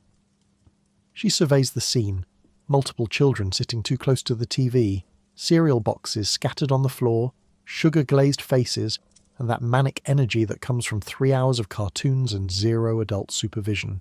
She sighs, not angry, just resigned, and tells you to clean up the cereal boxes and move back from the TV before you go blind. You comply, sort of, moving back approximately 6 inches and stacking the cereal boxes with the intention of returning them to the kitchen eventually. Your father comes downstairs, grunts in your general direction, and heads to the kitchen to make coffee. The magic is over, but it was good while it lasted. Saturday morning cartoons are a weekly ritual, a tiny pocket of freedom in an otherwise heavily structured childhood. For a few hours you're not being told what to do, how to behave, or who to be. You're just a kid, sitting in your pajamas, eating sugar, and watching a coyote fail to catch a roadrunner for the 10,000th time. It's simple, it's joyful, and it's completely unsustainable, because eventually your parents wake up and remember that you exist and need to be managed. But for those few hours before the chores start and the day's obligations kick in, you're free. And that freedom tastes like frosted flakes and sounds like Bugs Bunny saying "What's up, Doc?" for the millionth time, and you wouldn't trade it for anything. Sunday means church, and this is non-negotiable, unless someone's actively dying, and even then your mother might insist you go anyway and pray for them. Everyone gets dressed in their church clothes, the clothes that are too nice to wear any other day and are specifically reserved for being uncomfortable in public. You pile into the car and drive to a church that smells like old hymnals, furniture polish, and the perfume of 70-year-old women who've been wearing the same scent since 1943. You sit in a pew that's specifically your pew. Every family has one, though it's not officially assigned, and you're expected to sit still for an hour while the pastor delivers a sermon about sin, redemption, or why young people today are going to hell in a handbasket. You cannot fidget, you cannot talk, you cannot do anything except exist in a state of pious boredom, Getting the entire family ready for church is a logistical operation that requires military-level coordination. Everyone needs to bathe, even though it's not a regularly scheduled bath day, because showing up to church smelling like a regular human child is apparently unacceptable. The boys get their hair slicked down with some kind of pomade that makes them look like tiny businessmen. The girls get their hair curled or braided with ribbons that match their dresses. Everyone is inspected by your mother at the door, hands clean, face clean, no visible dirt anywhere, clothes properly buttoned and tucked and arranged. The church itself is a building that was probably built in the 1920s and hasn't been updated since. The pews are wooden, hard, and specifically designed to make sitting uncomfortable after about 15 minutes. There's no padding, no cushions, just unforgiving oak that makes your tailbone ache and your legs fall asleep. The building is either too hot or too cold, never just right. In summer it's stifling despite the efforts of ancient ceiling fans. In winter it's freezing, despite a heating system that clanks and hisses but produces minimal warmth. Your family enters and immediately heads to your unofficial but completely official pew. It's about halfway back on the right side, and God help anyone who's sitting there when you arrive, because the look your mother will give them could melt steel. Most regulars know which pews belong to which families through years of unspoken territorial agreements. You slide in, arranging yourselves in order, parents on the ends to prevent escape, children sandwiched in the middle where they can be monitored and corrected. The service begins with hymns, and everyone stands to sing from hymnals that are falling apart, held together by decades of use and possibly divine intervention. The songs have titles like Rock of Ages and Amazing Grace, and they're sung in that specific church style, where everyone's slightly off key and the organ is way too loud. Your mother sings with genuine feeling, eyes closed, transported somewhere beyond this building. Your father mouths the words without actually producing sound, fulfilling the obligation of participation without fully committing. You stand there holding the hymnal, trying to follow along, but the Old English phrasing makes no sense and you're mostly just moving your mouth and hoping no one notices. Then comes the sermon, which is your personal hour in purgatory. The pastor, a man in his 60s with a voice that somehow manages to be both booming and monotonous, stands at the pulpit and launches into a lecture about morality, scripture, or the degradation of society. He speaks in that particular cadence that religious leaders seem to develop, with dramatic pauses and emphatic gestures and a general air of authority that suggests he has a direct line to God, and you definitely don't. The topics are always vaguely threatening. Sin is everywhere. Temptation is lurking. Young people are losing their way. The end times might be near. Better get right with the Lord before it's too late. You're supposed to sit still and listen, absorbing these spiritual truths that will guide you through life. Instead, you're engaged in a desperate internal battle against boredom. You count ceiling tiles. You study the stained glass windows, following the patterns with your eyes. You read the names on the memorial plaques on the walls, wondering who these people were and if church was as boring for them. You swing your legs slightly until your mother puts a hand on your knee to stop you.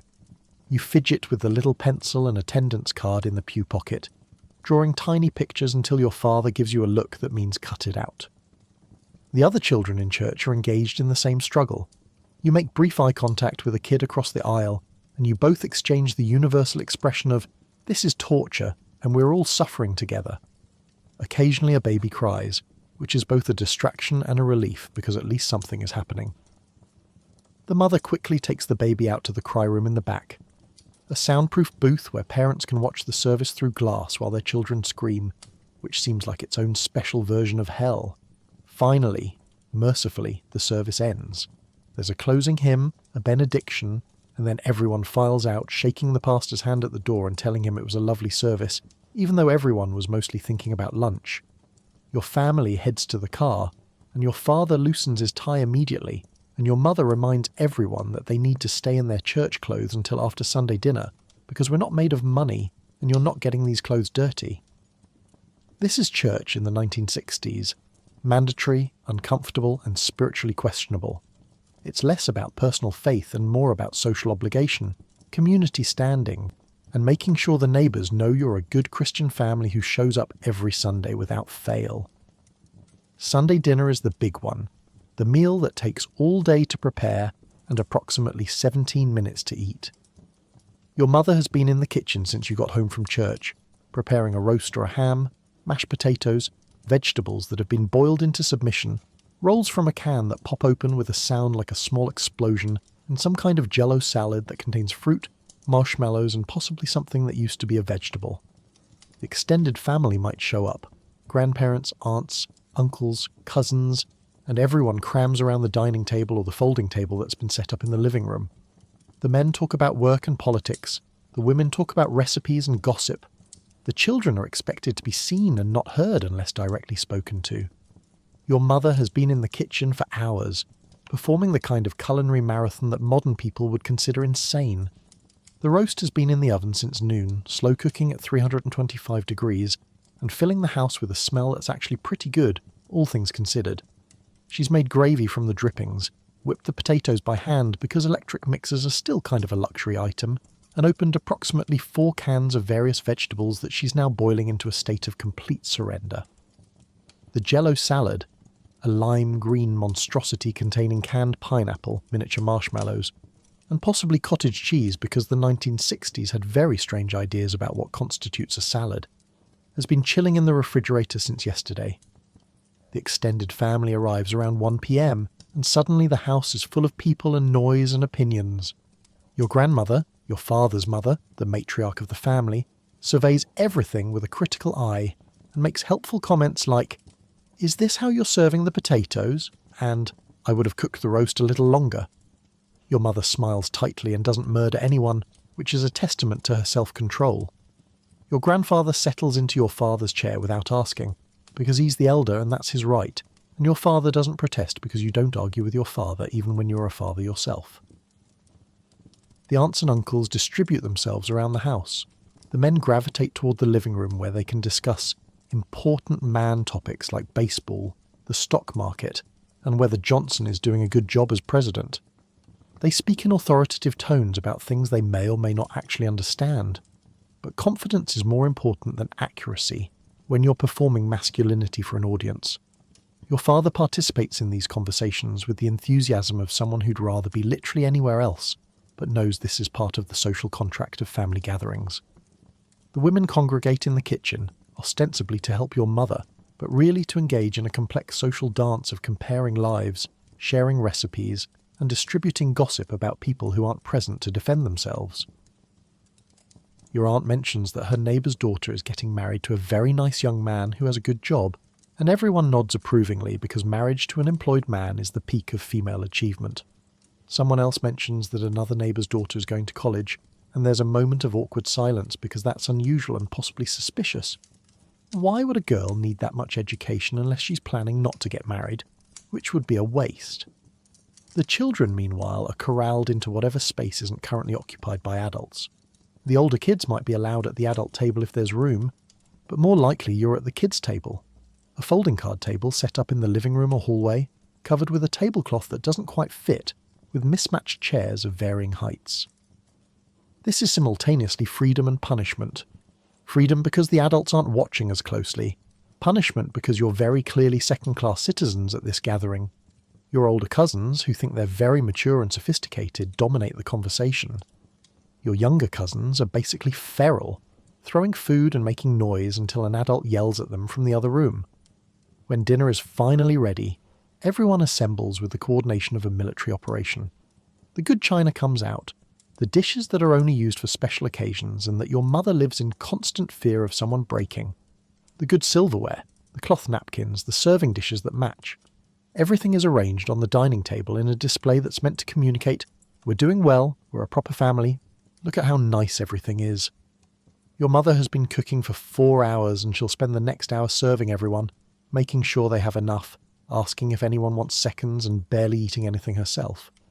Grace is said, a proper formal grace led by your grandfather that goes on for several minutes and covers everything from gratitude for the food to prayers for various family members to concerns about the state of the nation.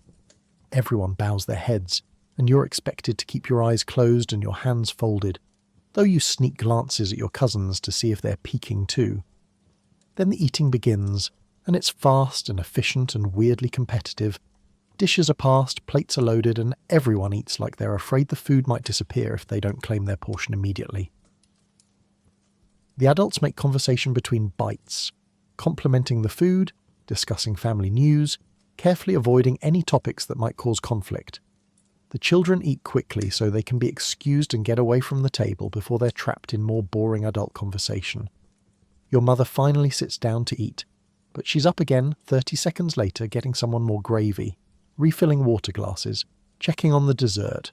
She'll eat cold food standing up in the kitchen after everyone else is finished, which is apparently what mothers do.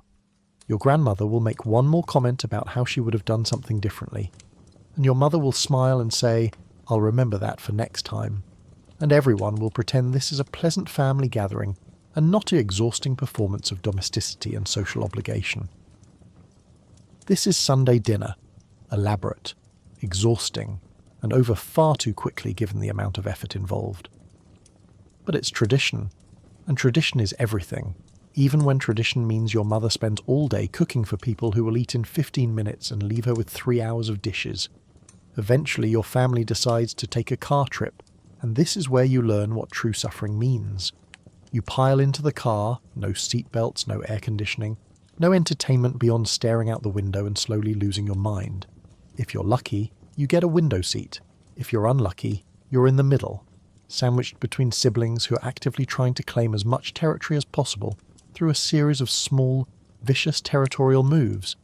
Your father drives with the concentration of a man piloting a spacecraft, refusing to stop for anything except gas and maybe food if your mother can convince him. Your mother has packed sandwiches, bologna or peanut butter, wrapped in wax paper, already slightly warm and sad. There are no bathroom breaks unless someone's bladder is literally about to explode. The car itself is a land yacht, something like a Ford Country Squire station wagon with fake wood panelling on the sides, or a Chevy Impala sedan that's roughly the size of a small boat. The back seat is one long vinyl bench that becomes scorching hot in summer and freezing cold in winter because temperature regulation in 1960s vehicles is more suggestion than science. The vinyl sticks to your legs when you're wearing shorts, peeling your skin off when you shift positions. In winter, you can see your breath until the heater finally kicks in, somewhere around hour 2 of the journey. There are no seatbelts, or if there are seatbelts, nobody uses them because seatbelt laws don't exist yet. And the general philosophy is that if you get in an accident, you just brace yourself and hope for the best. Children are treated like loose cargo, rolling around in the back seat, occasionally slamming into each other when your father takes a turn too fast or brakes suddenly.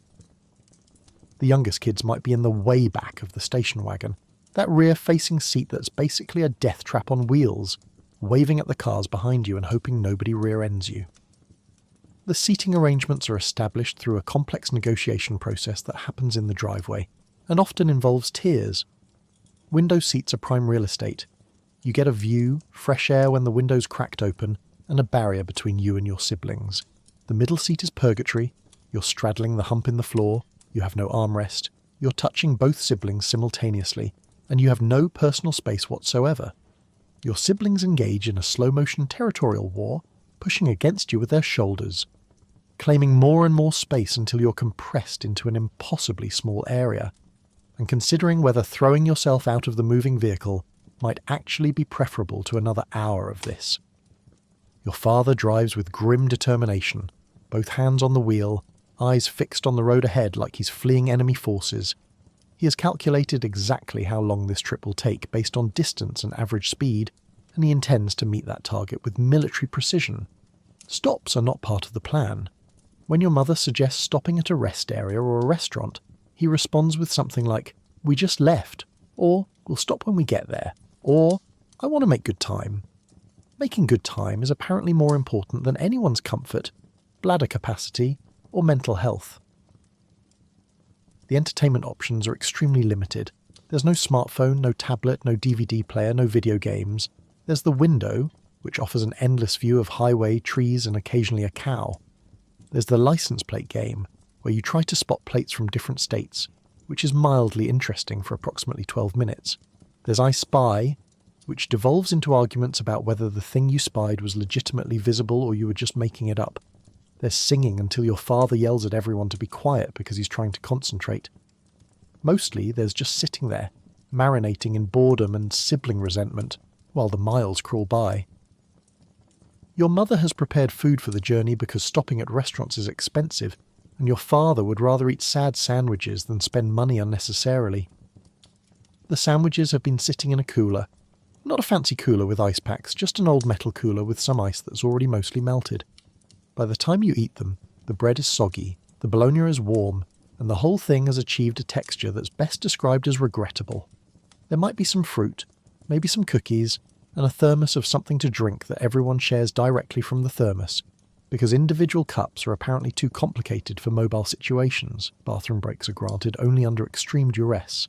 You learn to ignore your body's signals and just hold it, because asking your father to stop results in heavy sighs and comments about how we just went before we left and can't you wait until we get there.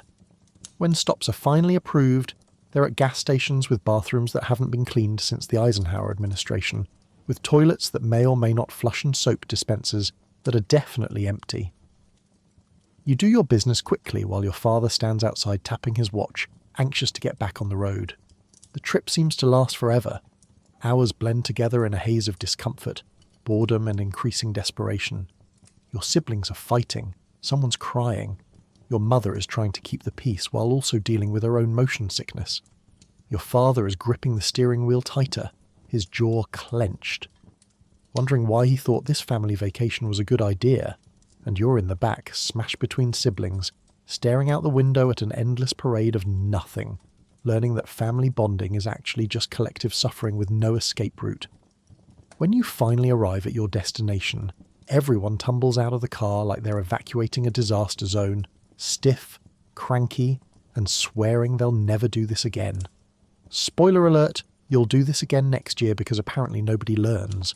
If you manage to survive childhood and make it to your teenage years, congratulations, things are about to get weird. Because the 1960s teenagers are caught in a strange cultural moment where the old rules are starting to crack but haven't fully broken yet. Your parents still expect you to be home by 10 p.m, go to church, respect authority, and generally behave like a miniature adult. But you're hearing different music on the radio, rock and roll that your father calls noise, and your mother secretly kind of likes. You're seeing different fashions in magazines. You're hearing about protests and civil rights and questioning authority. And you're stuck in this horrible limbo between the world your parents want you to live in and the world that's actually happening outside your suburban bubble. Your hair becomes a battleground. If you're a boy, your father wants you to maintain a crew cut or something equally military and respectable.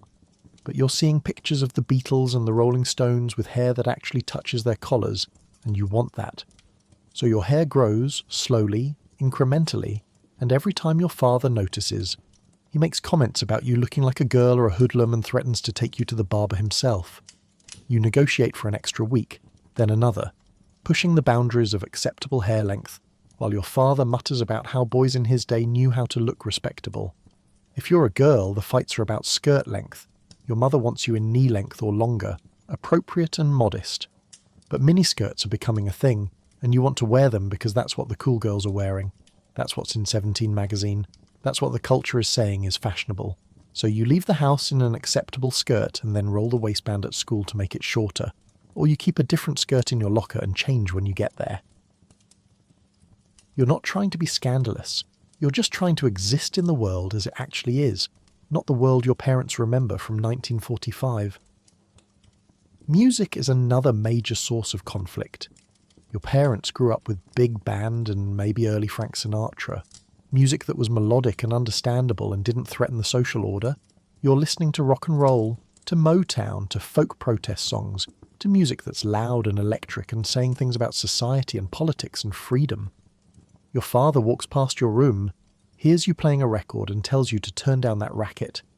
Your mother catches you listening to a song with lyrics she considers inappropriate and confiscates the record, adding it to a growing collection of contraband on top of her closet. The generation gap isn't just a gap, it's a chasm. Your parents literally cannot understand why you would question things that they consider settled facts. Why would you question the Vietnam War when the government says it's necessary? Why would you care about civil rights protests when those issues don't directly affect your suburban neighbourhood? Why would you be interested in alternative lifestyles or Eastern philosophy or anything that deviates from the expected path of school, college, marriage, career, repeat. To them, questioning authority is not just wrong. It's dangerous, possibly communist-influenced, definitely a sign that something has gone very wrong with your generation. You start having opinions about things, real opinions that differ from your parents' views, and expressing those opinions at the dinner table becomes a minefield.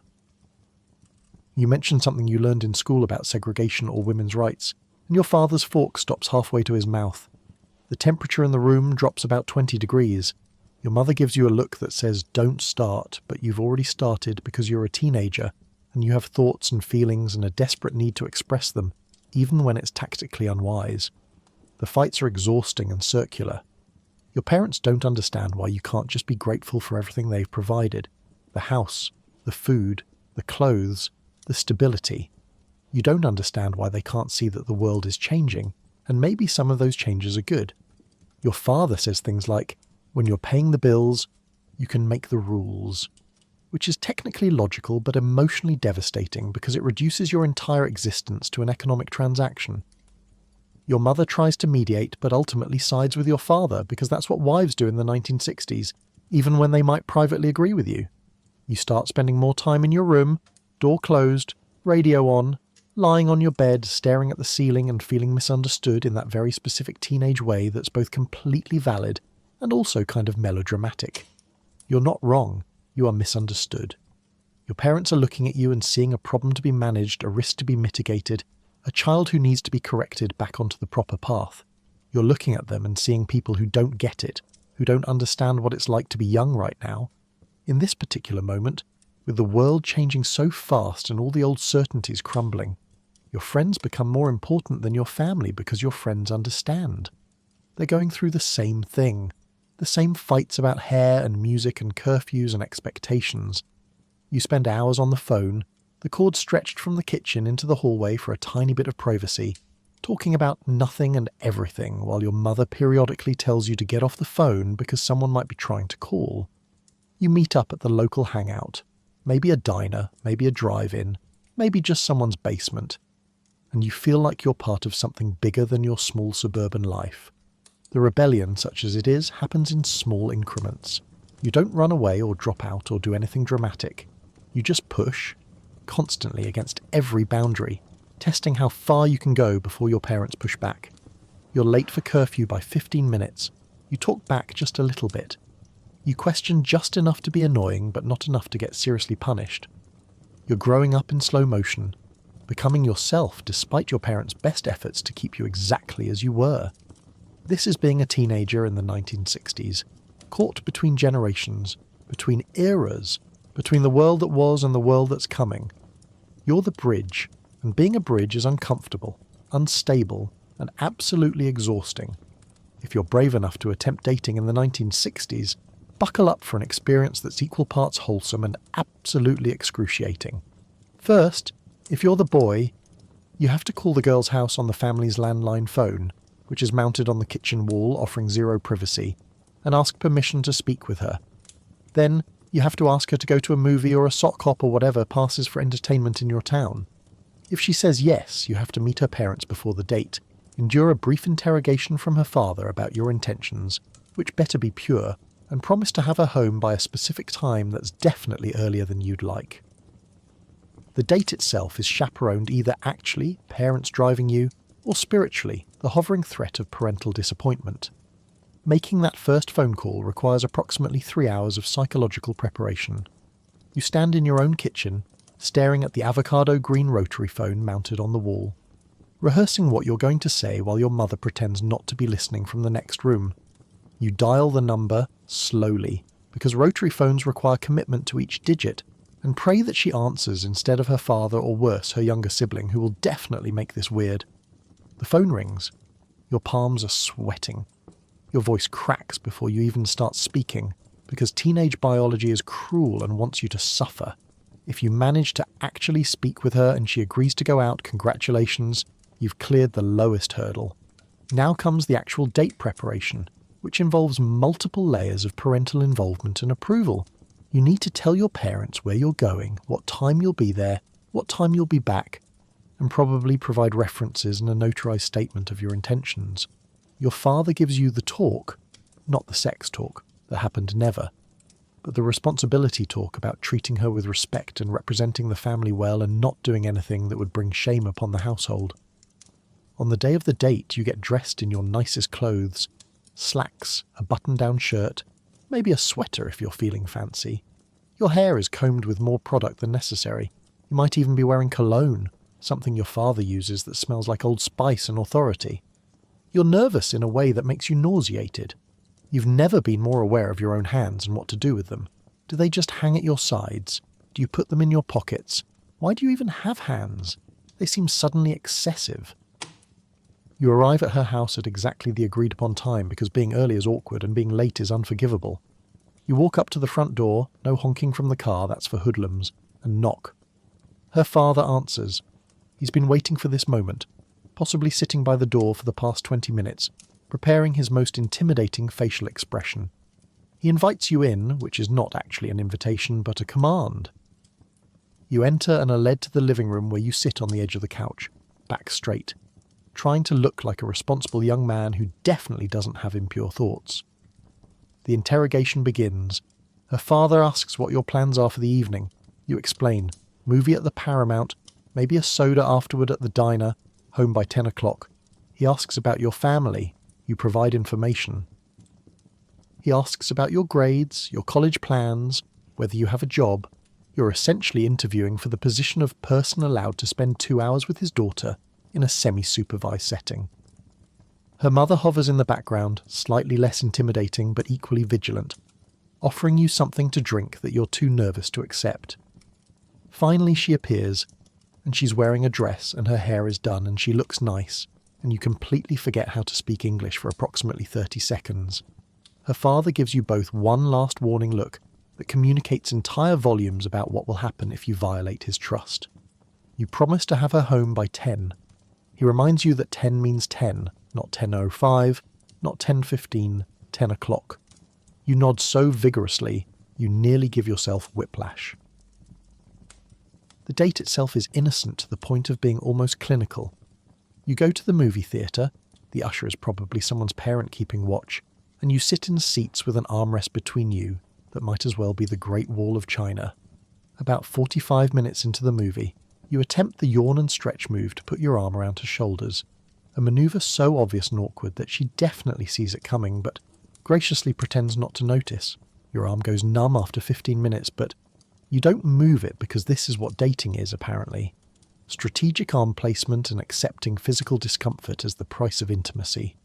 After the movie, if you're feeling brave and the curfew allows, you go to the local diner where you share a milkshake with 2 straws because that's what you've seen in movies, and presumably that's how dating works. You attempt conversation, discussing the movie you just watched, school, mutual friends, anything to fill the silence that threatens to expose how awkward this all is. She's nice. You're nice. Everyone's being so nice it's almost painful. There's no real connection happening. Just 2 teenagers performing the ritual of dating according to the script they've been given by society. You take her home, walking if it's close, or your dad drives you if it's not, which is its own special layer of humiliation. You arrive at her door at 9:58 p.m, cutting it close but technically within the deadline. You stand on her porch under the light that her father definitely turned on to maximum brightness, so he can see everything from inside. You say goodnight. You do not kiss her because this is a first date, and also her father is probably watching through the curtains with binoculars. You shake her hand, you actually shake her hand like you've just concluded a business transaction, and then you leave, walking backward down the driveway, waving until you nearly trip over the curb. This is dating in the 1960s. Formal, awkward, and exhaustively supervised. It's like practicing intimacy with training wheels, parental oversight, and the constant awareness that one wrong move will result in social death and disappointing multiple families. Romance has never been less romantic, but at least everyone's intentions are pure, which is apparently more important than anyone actually enjoying themselves. Here's the thing they don't show on Leave It to Beaver. Beneath the surface of all this suburban normalcy, there's a lot of darkness nobody talks about. There's alcoholism, hidden behind the acceptable ritual of cocktail hour. There's domestic violence dismissed as he has a temper, or she probably deserved it. There's mental illness, undiagnosed and untreated, just labelled as nervous or difficult. There's abuse, physical, emotional, sexual, happening behind closed doors in houses that look exactly like yours, and there's no language for it, no help available, just silence and shame. There's racism, casual and institutional, woven so deeply into the culture that people don't even recognise it as wrong. There's sexism that limits what women can do, what they can dream about, who they can be. The alcoholism is everywhere, but because it's dressed up in respectability, cocktails at 6, wine with dinner, beer on the weekends, nobody calls it what it is. Your neighbour's father isn't an alcoholic, he just enjoys his drinks. Your uncle, who shows up to every family gathering already drunk and gets drunker, as the day progresses, isn't a problem, he's just fun, or the life of the party. The line between social drinking and dependency is blurry on purpose, because if you acknowledge that half the men in the neighbourhood are using alcohol to cope with lives they can't admit are crushing them, then the entire social structure starts to look questionable. Behind the closed doors of houses that look just like yours, things are happening that would horrify you if you knew. The man 3 houses down who always waves and mows his lawn on Saturdays beats his wife, but she covers the bruises with makeup and long sleeves and tells people she's clumsy, walked into a door, fell down the stairs. Nobody asks too many questions, because asking questions means getting involved, and getting involved means admitting that your safe suburban neighbourhood isn't as safe as everyone pretends. The woman at church with the quiet children and the forced smile is being controlled by a husband who monitors her every move. But that's just called being traditional, being the head of a household, being a strong man who runs his family properly. Child abuse exists but has no name, no framework for understanding or intervention. Spanking is normal, encouraged even, considered good parenting. But some parents go further. Belts, wooden spoons, closed fists, and that's just called discipline. Maybe strict discipline, but still acceptable within the broad parameters of parental authority. Children show up to school with bruises and nobody reports it, because reporting it to whom? The authorities? The authorities believe parents have the right to discipline their children however they see fit. Teachers who suspect abuse have no protocols, no hotlines to call, no system to protect children. So they look away and the abuse continues. Sexual abuse is even more hidden, buried under layers of shame and disbelief so thick that victims often don't even have words to describe what's happening to them. If a child tries to tell an adult that Uncle Jim touched them inappropriately, they're told they're confused, they're making things up, they're being dramatic. Because Uncle Jim is a respected member of the community, and surely he wouldn't do something like that, and probably you just misunderstood, and we don't talk about such things. The abusers know this, count on it, operate freely in a culture that values reputation over truth and silence over justice. The racism is casual, constant, and completely normalised. Your parents use words you'll later learn are slurs but think are just descriptive terms. The neighbourhood you live in is all white because of redlining practices that nobody explains to children but everyone understands. There are no black families, no Hispanic families, no Asian families in your school or your church or your streets, and if you ask why, you're told things like, they prefer to live with their own kind, or property values, or other euphemisms that hide the systematic exclusion behind polite language. Your father might express sympathy for civil rights protesters on the news while simultaneously opposing fair housing laws in your own town, and he doesn't see the contradiction. Women exist in a separate, lesser category, and everyone just accepts this as natural. Your mother is intelligent, capable, creative, but she channels all of that into making the perfect pot roast and colour coordinating the bathroom towels, because that's what women do. If she expresses frustration or ambition beyond the domestic sphere, she's told she's ungrateful, that other women would love to have her life, that she should be happy with what she has. Women who work outside the home are pitied or judged. Either their husbands can't provide adequately, or they're selfish and neglecting their families. Women can't get credit cards in their own names, can't get mortgages without a male cosigner, can't serve on juries in some states. This is just how things are, and questioning it makes you a troublemaker, possibly a feminist, which is said like it's a dirty word. Mental illness is the most hidden darkness of all. Depression is called laziness or weakness. Anxiety is being high-strung or nervous. PTSD from the war doesn't have a name, so it's just, he came back different. People who need psychiatric help are sent to institutions that are more like prisons, where they're medicated into compliance or given electroshock therapy, or just warehoused until they're no longer inconvenient. Families are ashamed to admit they have a member in a mental hospital, so they make up stories about them living somewhere else, working somewhere else, anything other than the truth. And through it all, the lawn gets mowed, the casseroles get made, the family goes to church on Sunday, and everyone maintains the performance of normalcy. Because admitting the darkness means confronting it, and confronting it means change, and change is terrifying. So the curtains stay closed, the secrets stay secret, and the American family of the 1960s continues to look perfect from the outside, while quietly falling apart from the inside. This is the shadow side of the suburban dream, the price of conformity, the cost of silence, the casualties of a social system that values appearance over truth. And nobody talks about it, not even decades later when you're trying to understand why your childhood felt simultaneously safe and suffocating, normal and deeply wrong. The final thing you need to understand about 1960s family life is that you're always being watched.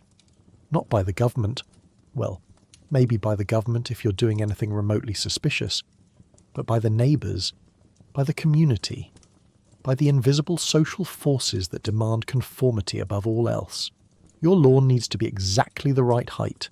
Your house needs to be painted an acceptable colour. Your children need to be well behaved, well dressed, and well within the boundaries of normal.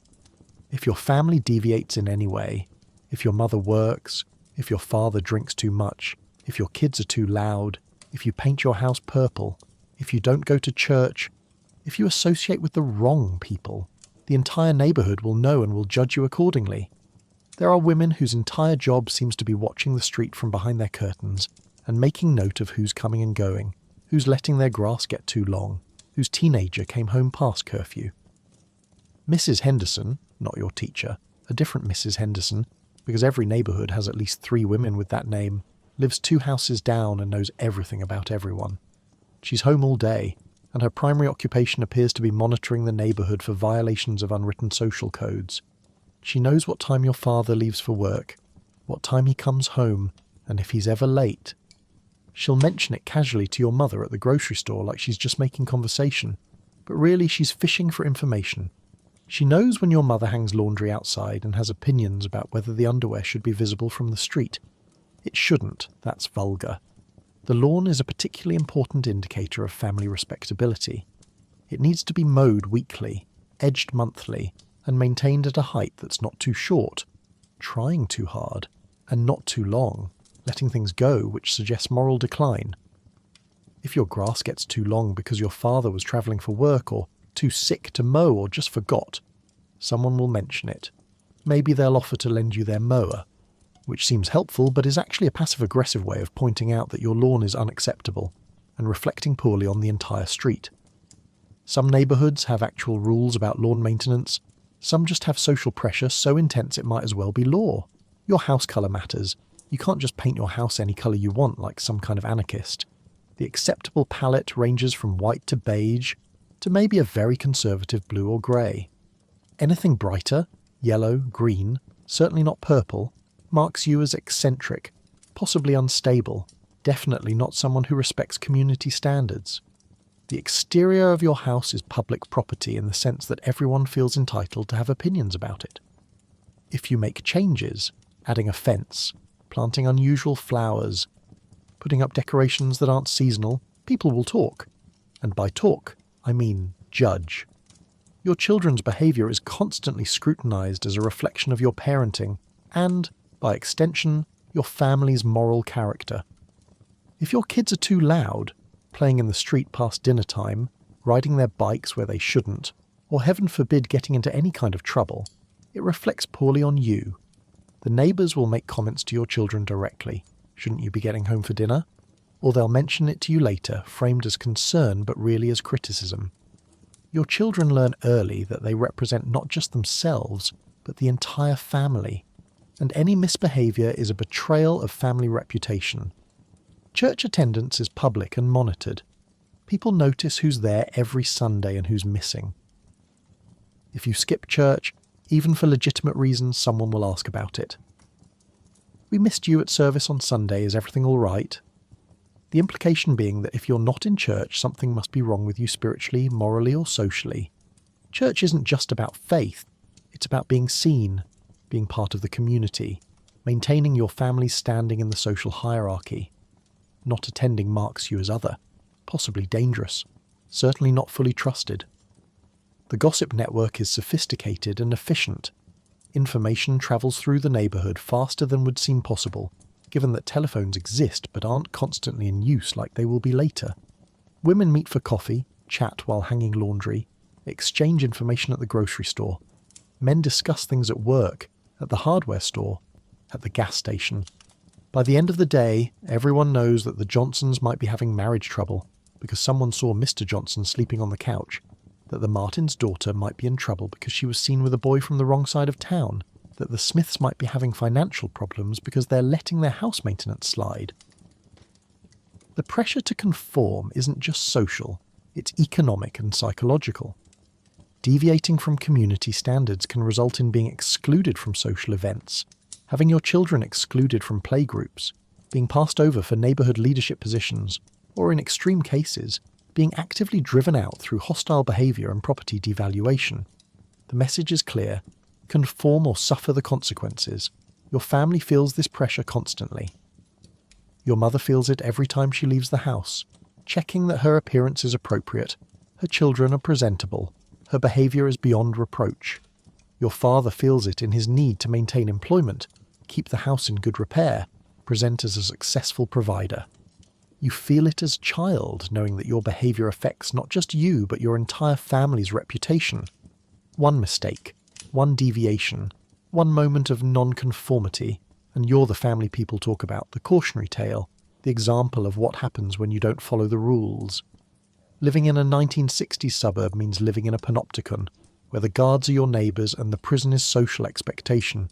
You're free in theory, but in practice, every choice is constrained by the constant awareness that someone is watching, someone is judging, and someone will definitely tell everyone else if you step out of line. It's exhausting, oppressive, and completely normal.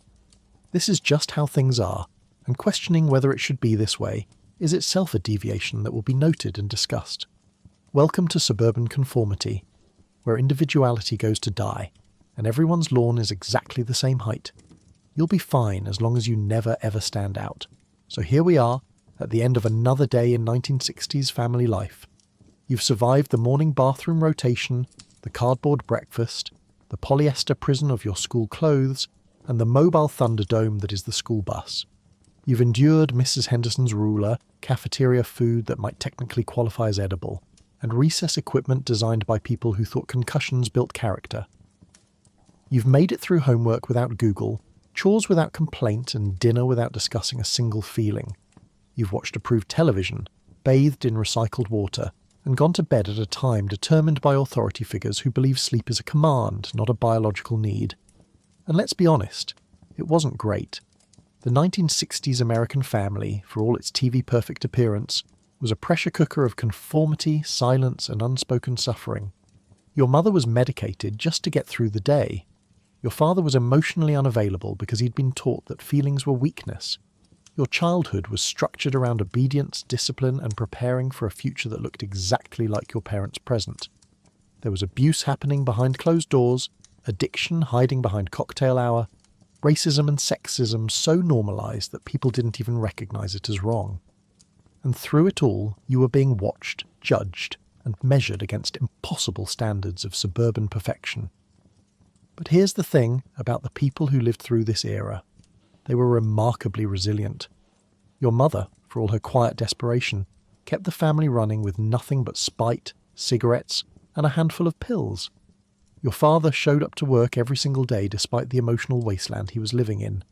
Your grandparents survived the Depression and the war and still managed to show up for Sunday dinner and pretend everything was fine. The children of the 1960s grew up in this rigid, suffocating environment, and many of them went on to question everything, to demand change, to create a different world for their own children. They weren't perfect, nobody is, but they survived something that would break a lot of people. And you, living now in whatever year you're listening to this, you have things they couldn't even imagine. You have therapy, you have the internet, you have the ability to discuss feelings without being told you're weak or crazy. You have civil rights protections, though imperfect. You have the option to pursue careers regardless of gender. You have smoke detectors and seatbelts, and the basic understanding that maybe children shouldn't be exposed to asbestos and lead paint. You have the freedom to question authority, to choose your own path, to paint your house whatever colour you want without the neighbours forming a committee about it. So tonight, as you drift off to sleep in your bed that you don't have to share with siblings, in your climate-controlled room, with access to information and entertainment and the ability to communicate instantly with anyone anywhere, maybe take a moment to appreciate how far we've come. The 1960s family wasn't all bad. There was community, there was structure, there was a kind of stability even if it was built on silence and conformity. But it also wasn't the golden age that some people remember it as. It was complicated, flawed, often painful, and definitely not something we should try to recreate. The people who lived through it did their best with what they had, with the tools they were given, with the cultural scripts they were handed. They raised children, maintained homes, built communities, and survived decades that were harder than they ever admitted. Some of them were happy, many of them were not. Most of them were somewhere in between, doing what they thought was right and hoping it would be enough.